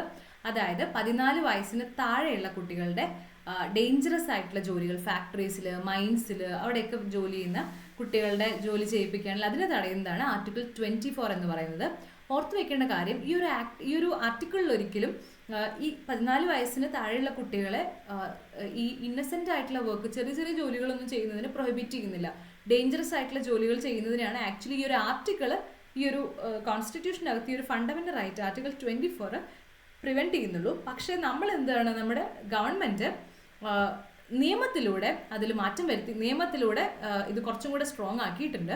Child labour prohibition and regulation അമെൻമെന്റ് ആക്ട് 2016, അത് child labour prohibition and regulation act 1986, അതിനെ അമെൻഡ് ചെയ്തിട്ടാണ് ഈ ഒരു 2016 ആക്ട് വന്നത്. എന്നിട്ട് ഈ ഒരു 1986 ആക്ടിനെ ഈ ഒരു ആക്ടിലൂടെ അവർ child and adolescent labour prohibition and regulation act എന്ന് റീനെയിം ചെയ്യുകയൊക്കെ ചെയ്തിട്ടുണ്ട്. ആൻഡ് ഈ 2016 ചൈൽഡ് ലേബർ ആക്ടിന്റെ ഒരു പ്രത്യേകത എന്ന് പറയുന്നത് ഇത് completely prohibited employment of children before 14 years of age in all occupations and processes. Article 24 പറയുന്നത് 14 വയസ്സിന് താഴെയുള്ള കുട്ടികൾ ഇന്നസെന്റ് വർക്ക് വേണമെങ്കിൽ ആവാം, ഡേഞ്ചറസ് വർക്ക് പാടില്ല എന്നുള്ളതായിരുന്നു.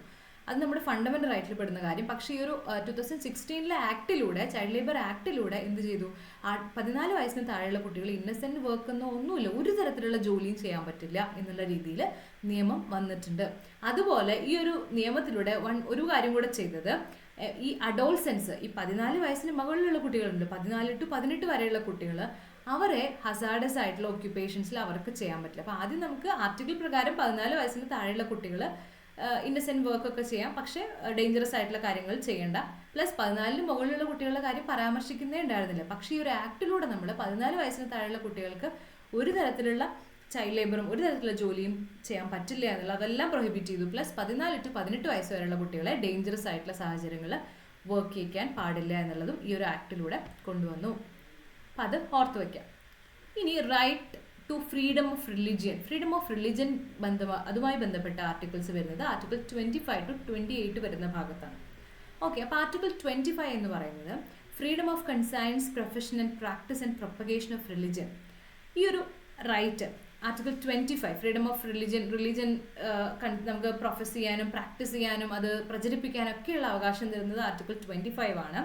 ഇവിടെ ഈ ഒരു റൈറ്റ് എന്ന് പറയുന്നത് സിറ്റിസൻസിനും അതുപോലെ നോൺ സിറ്റിസൻസിനും അവൈലബിൾ ആണ്. അപ്പോൾ അതിൽ കൺസൈൻസ് എന്ന് പറയുമ്പോൾ അതായത് ഒരാൾക്ക് റിലിജൻ ചൂസ് ചെയ്യാതിരിക്കാനോ ഫോളോ ചെയ്യാതിരിക്കാനോ എന്തിനുള്ള അവകാശമുണ്ട്. അതുപോലെ ഒരാളുടെ റിലിജിയൻ പ്രൊഫസ് എന്ന് പറയുമ്പോൾ എന്താണ്, അദ്ദേഹത്തിന് ഡിക്ലെയർ ചെയ്യാൻ പറ്റും ഞാൻ ഇന്ന റിലീജിയനാണ്. ഓപ്പൺ ആയിട്ട് തന്നെ ഫ്രീലി ഒരാൾക്ക് ഡിക്ലെയർ ചെയ്ത് റിലിജിയൻ മുന്നോട്ട് കൊണ്ടുപോകാം, പ്രാക്ടീസസ് ഒക്കെ മുന്നോട്ട് കൊണ്ടുപോകാം. അതുപോലെ റൈറ്റ് ടു പ്രാക്ടീസ് എന്ന് പറയുമ്പോൾ റിലിജിയൻ ഒരാൾക്ക് റിലീജിയസ് വർഷിപ്പിൽ റിച്വൽസ്, സെറിമണീസ് അങ്ങനെയൊക്കെ ഉണ്ടാവില്ല, അതൊക്കെ ഓപ്പൺ ആയിട്ട് തന്നെ എക്സിബിറ്റ് ചെയ്തുകൊണ്ട് തന്നെ പ്രാക്ടീസ് ചെയ്യാം, പ്രൊപ്പഗേറ്റ് ചെയ്യാം. അതായത് ആളുകളെ സ്വന്തം റിലീജിയന്റെ മഹത്വമൊക്കെ പറഞ്ഞിട്ട് ആളുകളെ വേണമെങ്കിൽ സ്വാധീനിക്കാനൊക്കെ സാധിക്കും. നിർബന്ധിതമായിട്ടുള്ള പരിവർത്തനമല്ല, പക്ഷെ പ്രൊപ്പഗേറ്റ് ചെയ്യാൻ സാധിക്കും. സ്വയം റിലീജിയൻ പ്രൊപ്പഗേറ്റ് ചെയ്യാം, അതുവഴി മറ്റുള്ള ആളുകൾക്ക് ഇതിലേക്ക് വേണമെങ്കിൽ ചേരാം എന്നുള്ളൊരു കാര്യം. അപ്പം അത്രയും ഈ ഒരു ആർട്ടിക്കിൾ 25 പറ്റും. അപ്പോൾ നമുക്ക് സ്വന്തം റിലീജിയൻ പ്രൊപ്പഗേറ്റ് ചെയ്യാൻ പറ്റും, പക്ഷെ ഒരിക്കലും ഫോഴ്സ് ചെയ്തിട്ടുള്ള കൺവേർഷൻസ് സാധിക്കില്ല. ഓക്കെ, അപ്പോൾ അത്രയാണ് ആർട്ടിക്കിൾ 25. അപ്പോൾ ആർട്ടിക്കിൾ 25 ഓരോ കാര്യം എന്താ പറയുന്നത് എന്നുള്ളത് എക്സ്പ്ലെയിൻ ചെയ്തിട്ടുണ്ട്. ഇനി ആർട്ടിക്കിൾ 26 എന്താണ്? Freedom to manage religious affairs manage ചെയ്യാനുള്ള ഫ്രീഡം. ദാറ്റ് മീൻസ് നമുക്ക് ഇൻസ്റ്റിറ്റ്യൂഷൻസ് സ്ഥാപിക്കാം, റിലീജിയസ് അഫയേഴ്സ് നമുക്ക് മാനേജ് ചെയ്യാം, സ്വന്തമായിട്ട് ഒരു പ്രോപ്പർട്ടി, ഇപ്പോൾ ഒരു മതത്തിൽപ്പെട്ട ആളുകൾക്ക് ഒരു പ്രോപ്പർട്ടി വാങ്ങി അവർക്ക് അവിടെ പള്ളി പണിയോ അല്ലെങ്കിൽ അവരെ എന്താണ് അമ്പലമാണോ അല്ലെങ്കിൽ എന്താണ് അതുമായി ബന്ധപ്പെട്ട കാര്യങ്ങൾക്ക് ഒരു തടസ്സവും ചെയ്യാൻ സാധിക്കും. അതുപോലെ അങ്ങനെയുള്ള കാര്യങ്ങളൊക്കെയാണ് ഈ ഒരു ആർട്ടിക്കിൾ 26 പറയുന്നത്. അപ്പോൾ ഒരു പ്രോപ്പർട്ടി വാങ്ങാം, അത് അഡ്മിനിസ്റ്റർ ചെയ്യാം, ഇത് എന്ത് വേണമെങ്കിലും ചെയ്യാൻ നമ്മുടെ രാജ്യത്ത് സ്വാതന്ത്ര്യമുണ്ട്. Article 27 freedom from taxation four promotion of religion. അതായത് ഒരു വ്യക്തിയും കമ്പൽഡ് ആവരുത്, നിർബന്ധിക്കരുത് ഒരാളെയും ഈ പ്രൊമോഷൻ ആൻഡ് മെയിൻ്റനൻസ് ഓഫ് ഒരു പെർട്ടിക്കുലർ റിലീജിയനെ നമ്മൾ പ്രൊമോട്ട് ചെയ്യാൻ വേണ്ടിയിട്ട് ഇത്രയും ടാക്സ് അടച്ചേ തീരും എന്നുള്ള രീതിയിൽ കമ്പൽ ചെയ്യാൻ സാധിക്കില്ല എന്നുള്ളതാണ് പറയുന്നത് ടാക്സേഷൻ.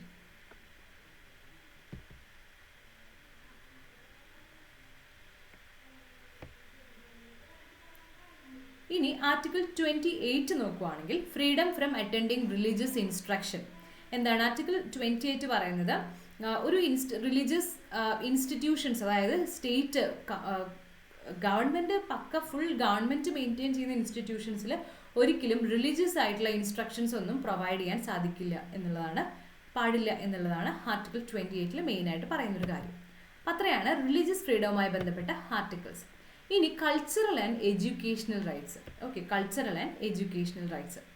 അതിൽ ആർട്ടിക്കിൾ 29 ആദ്യം പറയുന്നത്. Article 29 protection of interest of minorities. ന്യൂനപക്ഷ വിഭാഗങ്ങളുടെ ഇൻട്രസ്റ്റ് പ്രൊട്ടക്ട് ചെയ്യണം എന്നുള്ളതാണ്. അതിൽ ഓർത്ത് വെക്കേണ്ട ഒരു കാര്യം, the term minority is not defined in the കോൺസ്റ്റിറ്റ്യൂഷനിൽ മൈനോറിറ്റി എന്നുള്ള ടേം ഡിഫൈൻ ചെയ്തിട്ടില്ല. അതുപോലെ ആർട്ടിക്കിൾ 29 എന്താ ചെയ്യുന്നത്? റിലീജിയസ് ആയിട്ടുള്ളതും ലിംഗ്വിസ്റ്റിക് ആയിട്ടുള്ളതും കൾച്ചറൽ ആയിട്ടുള്ളതുമായ മൈനോറിറ്റീസിന്, ന്യൂനപക്ഷങ്ങൾക്ക് വേണ്ട പ്രൊട്ടക്ഷൻ കൊടുക്കുന്ന ഒരു ആർട്ടിക്കിളാണ് ആർട്ടിക്കിൾ 29. ആർട്ടിക്കിൾ 30 എന്ന് പറയുന്നത് right of minorities to establish and administer educational institutions. മൈനോറിറ്റീസിന്, ന്യൂനപക്ഷ വിഭാഗത്തിലുള്ള ആളുകൾക്ക് എഡ്യൂക്കേഷണൽ ഇൻസ്റ്റിറ്റ്യൂഷൻസ് സ്ഥാപിക്കാനുള്ള റൈറ്റ് ആണ് പറയുന്നത്. അതായത് എല്ലാതരം മൈനോറിറ്റീസിനും അവരുടേതായ എഡ്യൂക്കേഷണൽ ഇൻസ്റ്റിറ്റ്യൂഷൻസ് അവർക്ക് നിർമ്മിക്കാനും അത് അഡ്മിനിസ്റ്റർ ചെയ്യാനൊക്കെയുള്ള റൈറ്റ് കൊടുക്കുന്നതാണ് ആർട്ടിക്കിൾ 30. ഇനി ആർട്ടിക്കിൾ 32ലേക്കാണ് പോകുന്നത്. Article 32 right to constitutional remedies. വളരെ പ്രധാനപ്പെട്ട ഒരു ആർട്ടിക്കിളാണ് ആർട്ടിക്കിൾ 32 എന്ന് പറയുന്നത്. അതായത് നമ്മുടെ കോൺസ്റ്റിറ്റ്യൂഷനിൽ റൈറ്റ് ടു കോൺസ്റ്റിറ്റ്യൂഷണൽ റെമഡീസ്, അതായത് നമ്മൾ പറഞ്ഞിരുന്നു അല്ലേ, കോൺസ്റ്റിറ്റ്യൂഷൻ നമുക്ക് ഫണ്ടമെന്റൽ റൈറ്റ്സ് എന്ന് പറയുന്നത് ജസ്റ്റിഷ്യബിൾ ആണെന്ന് പറഞ്ഞിരുന്നു അല്ലേ. അതായത് നമ്മുടെ ഈ ഫണ്ടമെന്റൽ റൈറ്റ്സ് പ്രൊട്ടക്ട് ചെയ്യാൻ വേണ്ടിയിട്ട് നമുക്ക് തരുന്ന ഒരു ആർട്ടിക്കിളാണ് ആർട്ടിക്കിൾ 32. നമുക്ക് ലീഗൽ റെമഡീസ്, ഫണ്ടമെന്റൽ റൈറ്റ്സ് ഏതെങ്കിലും സ്റ്റേറ്റോ പ്രൈവറ്റ് ഇൻഡിവിജ്വലോ ആരെങ്കിലും ഹനിക്കുവാണെങ്കിൽ നമുക്ക് അതിനെതിരെ ലീഗലി മൂവ് ചെയ്യാനുള്ള കാര്യങ്ങളെല്ലാം ചെയ്യുന്ന സ്വാതന്ത്ര്യം നമുക്ക് തരുന്ന, അതിനുള്ള അവകാശം തരുന്ന ആർട്ടിക്കിളാണ് ആർട്ടിക്കിൾ 32.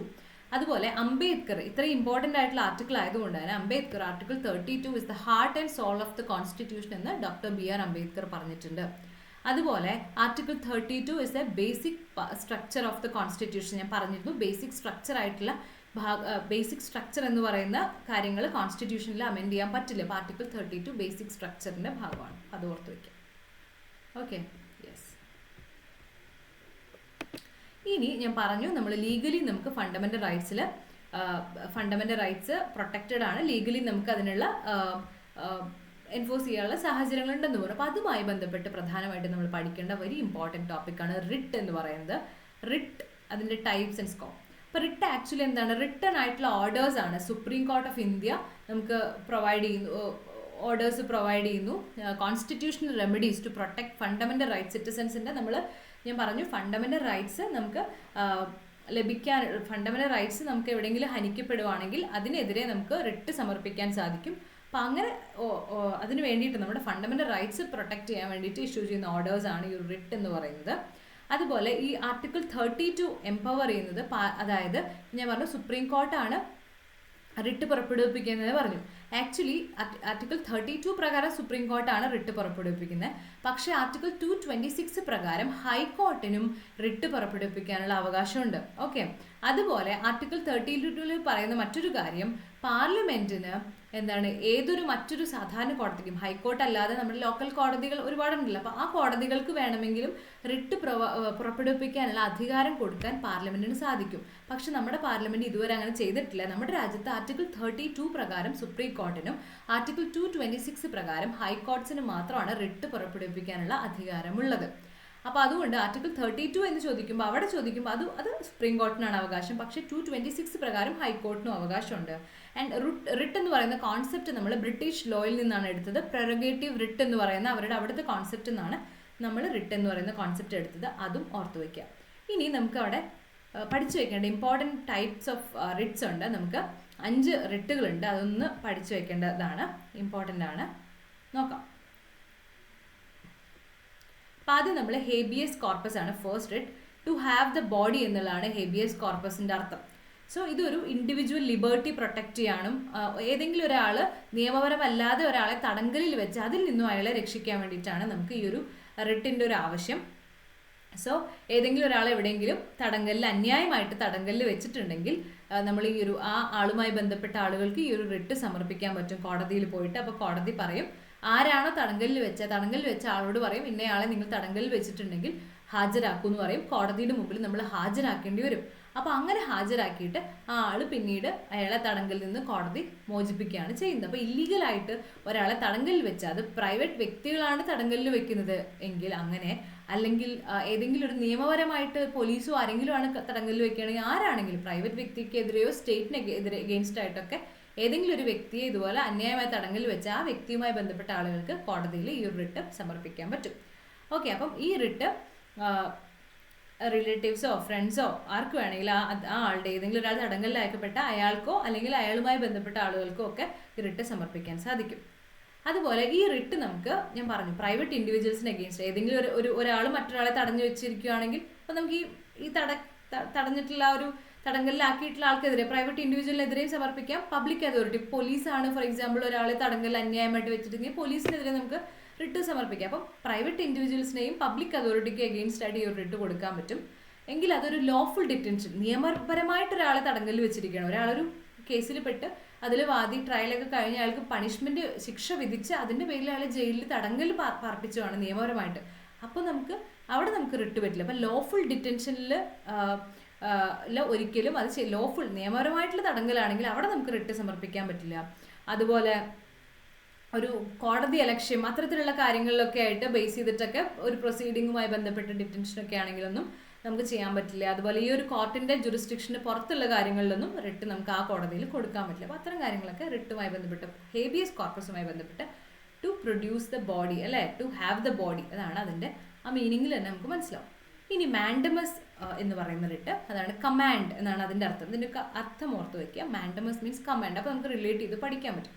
സോ ഇത് ആക്ച്വലി ഒരു ഹയർ കോർട്ടോ ഒരു ലോവർ കോർട്ടിനോടോ ട്രിബ്യൂണലിനോടോ അല്ലെങ്കിൽ പബ്ലിക് അതോറിറ്റിയോടൊക്കെ ഏതെങ്കിലും ഒരു കാര്യം എന്താണ് നിങ്ങളത് പെർഫോം ചെയ്യാൻ വേണ്ടി ഇപ്പോൾ ആ ഒരു കാര്യം സ്പെസിഫിക് ഡ്യൂട്ടി അവർ ചെയ്യേണ്ട ഡ്യൂട്ടി ചെയ്യാൻ വേണ്ടി കമാൻഡ് ചെയ്യുന്നതാണ് ഈ ഒരു റിട്ട് വരുന്നത്. ഇപ്പോൾ പബ്ലിക് ഓഫീഷ്യൽസ്, അതായത് ഇപ്പം ഒരു ഫോർ എക്സാമ്പിൾ ഒരു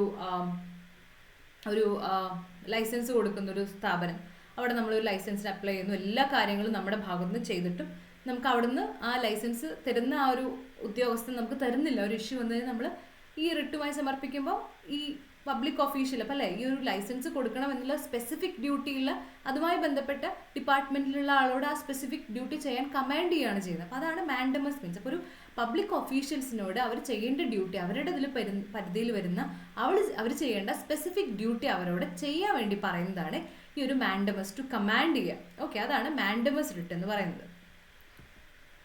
ഈ ഒരു റിട്ട് എന്ന് പറയുന്നത് നമുക്ക് ഒരു ലോവർ കോർട്ടിന് എഗെയിൻസ്റ്റ് ആയിട്ട് നമുക്കൊരു ഹൈക്കോർട്ടിൽ പോയിട്ട് നമ്മുടെ ഒരു ജില്ലാ കോടതി ഏതെങ്കിലും ഹൈക്കോർട്ടിനേക്കാൾ താഴെ ഒരു കോടതി നമുക്കൊരു കാര്യം ചെയ്യുന്നില്ലെങ്കിൽ ഹൈക്കോടതിയിൽ പോയിട്ട് നമുക്ക് ഈ ഒരു റിട്ട് സമർപ്പിക്കാൻ പറ്റും. ഇപ്പോൾ ലോവർ കോർട്ടിന് എഗെയിൻസ്റ്റ് ആയിട്ടോ ട്രിബ്യൂണലിന് എഗെയിൻസ്റ്റ് ആയിട്ടോ ഒരു പബ്ലിക് അതോറിറ്റി ഏതെങ്കിലും ഒരു ഗവൺമെന്റ് സെർവൻറ്റിന് എഗെയിൻസ്റ്റ് ആയിട്ട് നമുക്ക് ഗവൺമെന്റിന് എഗെയിൻസ്റ്റ് ആയിട്ട് കോർപ്പറേഷന് അങ്ങനെയുള്ള സ്ഥലങ്ങൾ ഇതിനൊക്കെ എഗെയിൻസ്റ്റ് ആയിട്ട് നമുക്ക് ഈ ഒരു റിട്ട് സമർപ്പിക്കാൻ പറ്റും. പക്ഷെ ഒരിക്കലും നമുക്ക് പ്രൈവറ്റ് ഇൻഡിവിജ്വലിന് എഗെയിൻസ്റ്റ് ആയിട്ട് ഈ ഒരു മാൻഡമസ് റിട്ട് കൊടുക്കാൻ പറ്റില്ല.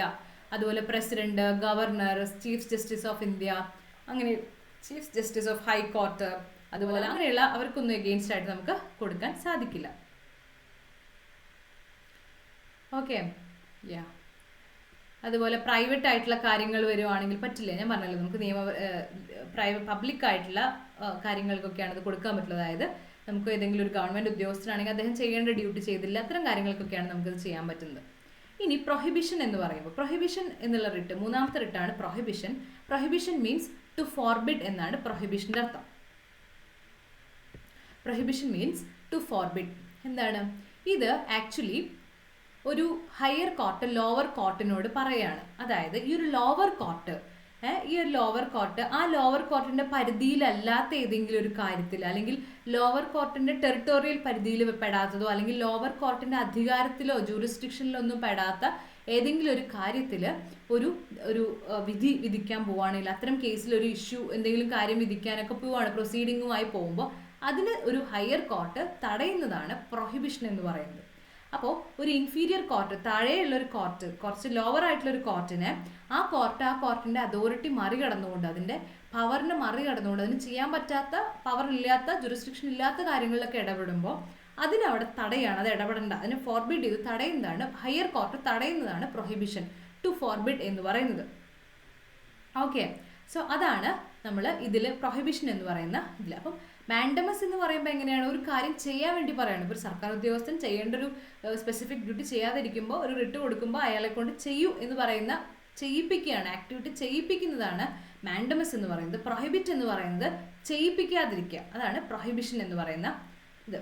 ഓക്കെ, അപ്പം പ്രൊഹിബിഷൻ എന്ന് പറയുന്നത് പൊതുവെ നമ്മൾ ഈ ജുഡീഷ്യൽ അല്ലെങ്കിൽ ക്വാസി ജുഡീഷ്യൽ അതോറിറ്റീസിന് എഗെയിൻസ്റ്റ് മാത്രം ഉപയോഗിക്കുന്നതാണ്. അത് ഓർത്ത് വയ്ക്കുക. ക്വാസി ജുഡീഷ്യൽ ആയിട്ടുള്ള അതോറിറ്റീസിന് എഗെയിൻസ്റ്റ് ആയിട്ട് ഉപയോഗിക്കുന്നതാണ് ഈ ഒരു പ്രൊഹിബിഷൻ എന്ന് പറയുന്ന റിട്ട്. അത് ഒരിക്കലും അഡ്മിനിസ്ട്രേറ്റീവോ ലെജിസ്ലേറ്റീവ് ബോഡീസിനെതിരെയോ പ്രൈവറ്റ് ബോഡീസോ ഒന്നുമില്ല. ഇത് നിയമപരമായിട്ടുള്ള ജുഡീഷ്യൽ ഓർ ക്വാസി ജുഡീഷ്യൽ അതോറിറ്റീസിനും എഗെയിൻസ്റ്റ് മാത്രമാണ്. പ്രൈവറ്റ് ബോഡീസോ ഇൻഡിവിജ്വൽസിനോ ഒന്നും എഗെയിൻസ്റ്റ് ആയിട്ട് നമുക്ക് ഉപയോഗിക്കാൻ സാധിക്കില്ല.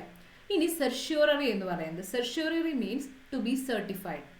അപ്പോൾ ഇവിടെയും എഗെയിൻസ്റ്റ് പ്രൊഹിബിഷൻ നമ്മൾ മനസ്സിലാക്കി കഴിഞ്ഞാൽ അതുമായി റിലേറ്റഡ് ആയിട്ട് ഇതും ഓർത്ത് വയ്ക്കാൻ പറ്റും. അതായത് ഹയർ കോർട്ടോ ലോവർ കോർട്ടിനോടോ ട്രിബ്യൂണലിനോടോ അല്ലെങ്കിൽ ഒരു അതോറിറ്റിയോടൊക്കെ അവർ ചെയ്തിട്ടുള്ള ഏതെങ്കിലും ഒരു കേസ്, അവർ വിധി വിധിച്ചിട്ടുള്ള ഒരു കേസ് അത് ക്വാഷ് ചെയ്യുക, അത് ഇല്ലാതാക്കുക, അല്ലെങ്കിൽ ഒരു ഹയർ കോർട്ടിനോടിലേക്ക് അത് റിവ്യൂവിന് വേണ്ടി അയക്കാൻ ട്രാൻസ്ഫർ ചെയ്യാൻ പറയുക, അത്തരം കാര്യങ്ങളൊക്കെയാണ് ഈ ഒരു ടു ബി സർട്ടിഫൈഡ് അല്ലെങ്കിൽ സെർഷ്യൂററി എന്ന് പറയുന്ന ഈ ഒരു റിട്ടിൽ വരുന്നത്. അതായത് നേരത്തെ നമ്മൾ എന്താ പറഞ്ഞത്, നമ്മൾ നേരത്തെ പ്രൊഹിബിഷനിൽ പറഞ്ഞു ഏതെങ്കിലും ഒരു ലോവർ കോർട്ട് അവരുടെ പരിധിയിലല്ലാത്തൊരു വിഷയത്തിൽ ഇടപെടുകയാണ്, അവർക്ക് പറ്റാത്ത, അവരുടെ ജൂറിസ്ഡിക്ഷനിൽ അവരുടെ പവേഴ്സിനും ഒന്നും അല്ലാത്ത, അതിൽ വരാത്ത വിഷയങ്ങളൊക്കെ കയറി ഇടപെടുമ്പോൾ അത് ഇടപെടുമ്പോഴേ തടയുന്നതാണ് എന്താണ് നമ്മൾ പ്രൊഹിബിഷൻ എന്ന് പറയുന്ന റിട്ട്. ഇനി ഇത് ഇടപെട്ട് കഴിഞ്ഞു, അപ്പോൾ അറിഞ്ഞില്ല, പ്രൊഹിബിഷൻ നടന്നില്ല, ആ റിട്ട് നടന്നില്ല, പകരം അങ്ങനെ ഇടപെട്ട് ഒരു ലോവർ കോർട്ട് അതിൻ്റെ അധികാര പരിധിയിലല്ലാത്തൊരു വിഷയത്തിൽ ഇടപെട്ട് എന്നിട്ടൊരു വിധി വരെ പ്രഖ്യാപിച്ചു കഴിഞ്ഞു. അങ്ങനെ വരുമ്പോൾ അപ്പോൾ ഓൾറെഡി ഇടപെടുന്ന സമയത്ത് ലോവർ കോർട്ട് അവരുടെ പരിധിയിലല്ലാത്തൊരു കാര്യത്തിൽ ഇടപെടുവാണെങ്കിൽ അവിടെ നിന്ന് പ്രൊഹിബിഷനിലൂടെ അത് തടയാൻ പറ്റും. ഇത് ഇടപെടുന്ന സമയത്ത് അറിഞ്ഞില്ല, അതിനുശേഷം ഒരു വിധിയൊക്കെ അവർ വിധിച്ചതിന് ശേഷമാണെങ്കിൽ ആ വിധിയെ ക്വാഷ് ചെയ്യുക, അല്ലെങ്കിൽ അവരെ വിധിച്ചിട്ടുള്ള ആ വിധിയെ കൂടുതൽ സ്ക്രൂട്ടനൈസ് ചെയ്യാൻ, റിവ്യൂ ചെയ്യാൻ വേണ്ടി ഹയർ കോർട്ടിലേക്ക് അയക്കാൻ പറയുന്ന അത്തരത്തിലുള്ള കാര്യമാണ് സെർഷ്യൂററി എന്ന് പറയുന്ന റിട്ടിലൂടെ. അപ്പോൾ ഇത് രണ്ടും കണക്ട് ചെയ്ത് പഠിച്ചാൽ മതി. അപ്പോൾ ആക്ച്വലി ഇത് ജുറിസ്ഡിക്ഷൻ, ഏതെങ്കിലും ഒരു ജുറിസ്ഡിക്ഷനുമായി ബന്ധപ്പെട്ട് ഇറേഴ്സ് ഒക്കെ ഉണ്ടാകുമ്പോൾ അതിനൊക്കെ ചെയ്യാൻ വേണ്ടിയിട്ടുള്ള, അതിനെ തിരുത്താൻ വേണ്ടിയിട്ടാണ്, ഒരു ക്യൂറേറ്റീവ് റിട്ടാണ്, അത് തിരുത്തുകയാണ് ചെയ്യുന്നത് അല്ലേ. സോ അപ്പോൾ ഒരു സെർഷ്യൂററി റിട്ട് എന്ന് പറയുന്നത് സുപ്രീം കോർട്ട് അല്ലെങ്കിൽ ഹൈക്കോർട്ട് അതിൻ്റെ സബോർഡിനേറ്റ് കോർട്സിന്, ട്രിബ്യൂണൽസിലൊക്കെ ആണ് ഈ ഒരു സെർഷ്യൂററി റിട്ട് വരുന്നത്. ഹയർ കോർട്ട്, ലോവർ കോർട്ട്, പ്രത്യേകിച്ച് സുപ്രീം കോർട്ടും ഹൈക്കോർട്ടൊക്കെ അതിൻ്റെ താഴെയുള്ള കോടതികൾക്ക് എതിരാണ് വരുന്നത്. അപ്പോൾ ഒരു സബോർഡിനേറ്റ് കോർട്ട് ഒരു അവരുടെ ജുറിസ്ഡിക്ഷനിലല്ലാത്ത കാര്യങ്ങൾ, അവിടെ എന്തെങ്കിലും കാര്യങ്ങൾ ചെയ്തൊരു നിയമം ഒക്കെ കൊണ്ടുവരാണ്, ഒരു നിഗമനത്തിലൊക്കെ എത്തുകയാണ്, ഒരു വിധി പ്രസ്താവിക്കുകയാണ്, അതുപോലെ അവരുടെ അങ്ങനെയുള്ള കാര്യങ്ങളൊക്കെ ചെയ്യുമ്പോഴാണ് പൊതുവെ സെർഷ്യൂററി എന്നുള്ള റിട്ട് വരുന്നത്. അപ്പോൾ അതും ഇതും അതുപോലെ നമ്മൾ എപ്പോഴും കോടതിയുമായി ബന്ധപ്പെട്ട റിട്ടാണ്. ലെജിസ്ലേറ്റീവ് ബോഡീസോ പ്രൈവറ്റ് ബോഡീസോ ഇൻഡിവിജ്വൽസിന് അഗെയിൻസ്റ്റ് ഒന്നും പറ്റില്ല, ഒരു ജുഡീഷ്യൽ ആയിട്ടുള്ള നേച്ചറിലുള്ള കാര്യങ്ങളിൽ വരുന്ന റിട്ടാണത്. ഇനി ഖൊവാറൻഡോ ആണ് ഫൈനലായിട്ട് നമ്മൾ പറയുന്ന റിട്ട്. ഖൊവാറൻഡോ ആണ്, അതായത് അതിൻ്റെ അർത്ഥം ബൈ വാട്ട് അതോറിറ്റി എന്നുള്ളതാണ് ഖൊവാറൻഡോ. അതായത് ഈ ഒരു റിട്ടിലൂടെ ഏതെങ്കിലും ഒരാൾ അയാളുടെ ഒരു പബ്ലിക് ഓഫീസ്, ഫോർ എക്സാമ്പിൾ ഒരു ഗവൺമെൻറ് ഓഫീസിൽ ഒരാൾ ഒരു പദവിയിൽ ഇരിക്കുന്നു, ഒരു ജോലിയിൽ ഇരിക്കുന്നു. പക്ഷേ ആ ജോലിയിൽ ഇരിക്കാനുള്ള ജോലിയിൽ ഇരിക്കേണ്ട മാനദണ്ഡം പാലിക്കാത്ത ഒരാളാണ്. ഇപ്പോൾ ഒരു 10th ക്ലാസ് പാസ്സായിട്ടുള്ള ഒരാളാണ്, പക്ഷെ ഒരു ഗ്രാജുവേറ്റ് ലെവലായിട്ടുള്ളൊരു പോസ്റ്റാണ്, ആ പോസ്റ്റിൽ ഇരിക്കണമെങ്കിൽ ഗ്രാജുവേഷൻ വേണം. പക്ഷേ അയാൾ എങ്ങനെയോ കബളിപ്പിച്ച് ആ ഒരു പോസ്റ്റിൽ ഇരുന്ന് കഴിഞ്ഞാൽ അവിടെ നമ്മൾ ഇയാൾക്കെതിരെ റിട്ട് പ്രഖ്യാപിക്കും. അവിടെ നമ്മൾ ബൈ വാട്ട് അതോറിറ്റി നിങ്ങൾ അവിടെ ഇരിക്കുന്നു, അയാൾക്ക് അവിടെ ഇരിക്കാനുള്ള യോഗ്യത ഇല്ല എന്ന് പറഞ്ഞാൽ അയാൾ അവിടെ നിന്ന് റിമൂവ് ചെയ്യാനുള്ള അത്തരത്തിലുള്ള കാര്യങ്ങളാണ് ഈ ഒരു റിട്ടിൽ പറയുന്നത്. ഓക്കെ, അതായത് അൺഓതറൈസ്ഡ് ആയിട്ടുള്ള, അൺക്വാളിഫൈഡ് ആയിട്ടുള്ള ഇൻഡിവിജ്വൽസിനെ പബ്ലിക് ഓഫീസ്, ഗവൺമെൻറ് സ്ഥാപനങ്ങളിൽ നിന്നൊക്കെ പുറത്താക്കാനാണ് നമ്മൾ ഖൊവാറൻഡോ റിട്ട് ഉപയോഗിക്കുന്നത്. ഓക്കെ, അപ്പം ഒരു പബ്ലിക് ഓഫീസ്, ഒരു ഗവൺമെൻറ് സ്ഥാപനമൊക്കെ ഏതെങ്കിലും ഒരു പ്രൈവറ്റ് പേഴ്സൺ റോങ്ഫുള്ളി അയാൾ ഇല്ലാത്ത ഒരു ക്വാളിഫിക്കേഷൻ പറഞ്ഞിട്ടോ തെറ്റായ ക്വാളിഫിക്കേഷൻ പറഞ്ഞിട്ടോ റോങ്ഫുള്ളി ഒരാളെ ഏറ്റെടുക്കുകയാണ്. അപ്പം അങ്ങനെയുള്ള സാഹചര്യമൊക്കെ വരുമ്പോഴാണ് നമ്മൾ ഒരു ഇത്തരത്തിലൊരു റിട്ട് പ്രഖ്യാപിക്കണം. ഒരു പെർമനൻ്റ് ആയിട്ടുള്ളൊരു പബ്ലിക് ഓഫീസ് ആയിരിക്കണം. അങ്ങനെയൊക്കെയുള്ള കുറച്ച് കാര്യങ്ങളാണ് ഇതുമായി ബന്ധപ്പെട്ട കണ്ടീഷൻസ്. സോ എങ്കിലും നമുക്ക് ഇതൊരിക്കലും ഒരു മിനിസ്റ്റീരിയൽ ഓഫീസ്, പ്രൈവറ്റ് ഓഫീസ്, ഇൻഡിവിജ്വൽസിന് അഗെയിൻസ്റ്റ് ഒന്നും ഇത് പറ്റില്ല. പബ്ലിക് ഓഫീസിലെ സ്ഥാനങ്ങൾ ഒരാൾ ഒരു തെറ്റായ രീതിയിൽ എടുക്കുകയാണെങ്കിൽ അയാൾക്കെതിരെ നമ്മൾ ചെയ്യുന്ന റിട്ടാണ് ഈ ഒരു റിട്ട്. ഓക്കെ, ഇനി ഫൈനലായിട്ട് നമുക്ക് 3 ആർട്ടിക്കിളും കൂടെ ഉണ്ട്. ആർട്ടിക്കിൾ 33 നേരത്തെ ഫണ്ടമെൻ്റൽ റൈറ്റ്സിൻ്റെ ഫീച്ചേഴ്സ് പറയുമ്പോൾ പറഞ്ഞു ആംഡ് ഫോഴ്സസ് ഉള്ള സ്ഥലങ്ങളിൽ, അതായത് നമുക്ക് ഫണ്ടമെൻ്റൽ റൈറ്റ്സ് പറ്റില്ല അല്ലേ. അതായത് പാർലമെൻറ്റിന്, ആർട്ടിക്കിൾ 33 പാർലമെൻറ്റിനെ എംപവർ ചെയ്യാണ്. അതായത് ഒരു ആംഡ് ഫോഴ്സസിലോ പാരാമിലിറ്ററിയിലുള്ള ഫോഴ്സസിലോ പോലീസ് ഫോഴ്സസിലോ ഇൻ്റലിജൻസ് ഏജൻസീസിലൊക്കെ ഉള്ള ആളുകൾക്ക് അവിടെ ഫണ്ടമെൻ്റൽ റൈറ്റ്സിന് ഒരു റെസ്ട്രിക്ഷൻ ഉണ്ട് അല്ലേ, അങ്ങനെയുള്ള മെമ്പേഴ്സിന്. അപ്പോൾ അതുമായി ബന്ധപ്പെട്ട കാര്യങ്ങളൊക്കെ റെസ്ട്രിക്റ്റ് ചെയ്യാനൊക്കെയുള്ള അവകാശം പാർലമെൻറ്റിനാണ് ആ ഒരു അവകാശം കൊടുക്കുന്ന ആർട്ടിക്കിളാണ് ആർട്ടിക്കിൾ 33. ആർട്ടിക്കിൾ 34 എന്ന് പറയുന്നത്, അതായത് ഫണ്ടമെൻ്റൽ റൈറ്റ്സ്, മാർഷ്യൽ ലോ നിലനിൽക്കുന്ന സമയത്ത് അവിടെ നമുക്ക് ഫണ്ടമെൻ്റൽ റൈറ്റ്സ് അവിടെ നിലനിൽക്കില്ല അല്ലേ. മാർഷ്യൽ ലോ ഉള്ള സ്ഥലത്ത് ഫണ്ടമെൻ്റൽ റൈറ്റ്സ് നിലനിൽക്കില്ല. അപ്പോൾ അത് പറയുന്ന ആർട്ടിക്കിളാണ് ആർട്ടിക്കിൾ 34 എന്ന് പറയുന്നത്.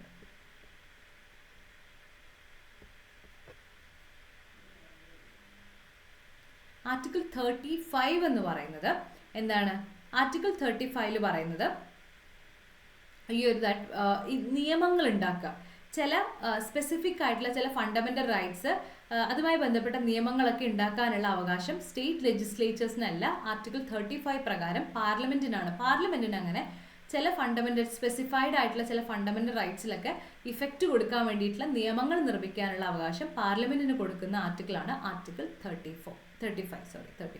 അപ്പം അത്രയാണ് ഫണ്ടമെന്റൽ റൈറ്റ്സ്. യെസ്, അപ്പം നമ്മൾ യൂണിയൻ ആൻഡ് ഇറ്റ്സ് ടെറിട്ടറി, അതുപോലെ സിറ്റിസൺഷിപ്പ്, ഫണ്ടമെന്റൽ റൈറ്റ്സ്, ഈ 3 ഭാഗവും കവർ ചെയ്ത് കഴിഞ്ഞിരുന്നു. യെസ്, അപ്പോൾ എല്ലാവർക്കും മനസ്സിലായെന്ന് വിചാരിക്കുന്നു. ഓക്കെ, യെസ്, നമുക്ക് ക്ലാസ് ഇവിടെ അവസാനിപ്പിക്കാം. അപ്പോൾ നമ്മൾ പ്രധാനപ്പെട്ട 3 ടോപ്പിക്സ് കവർ ചെയ്തു: union and its territory, citizenship, അതുപോലെ fundamental rights. Okay, yes, okay, thank you. ഇന്നത്തെ ക്ലാസ് നമുക്കിവിടെ അവസാനിപ്പിക്കാം. Thank U.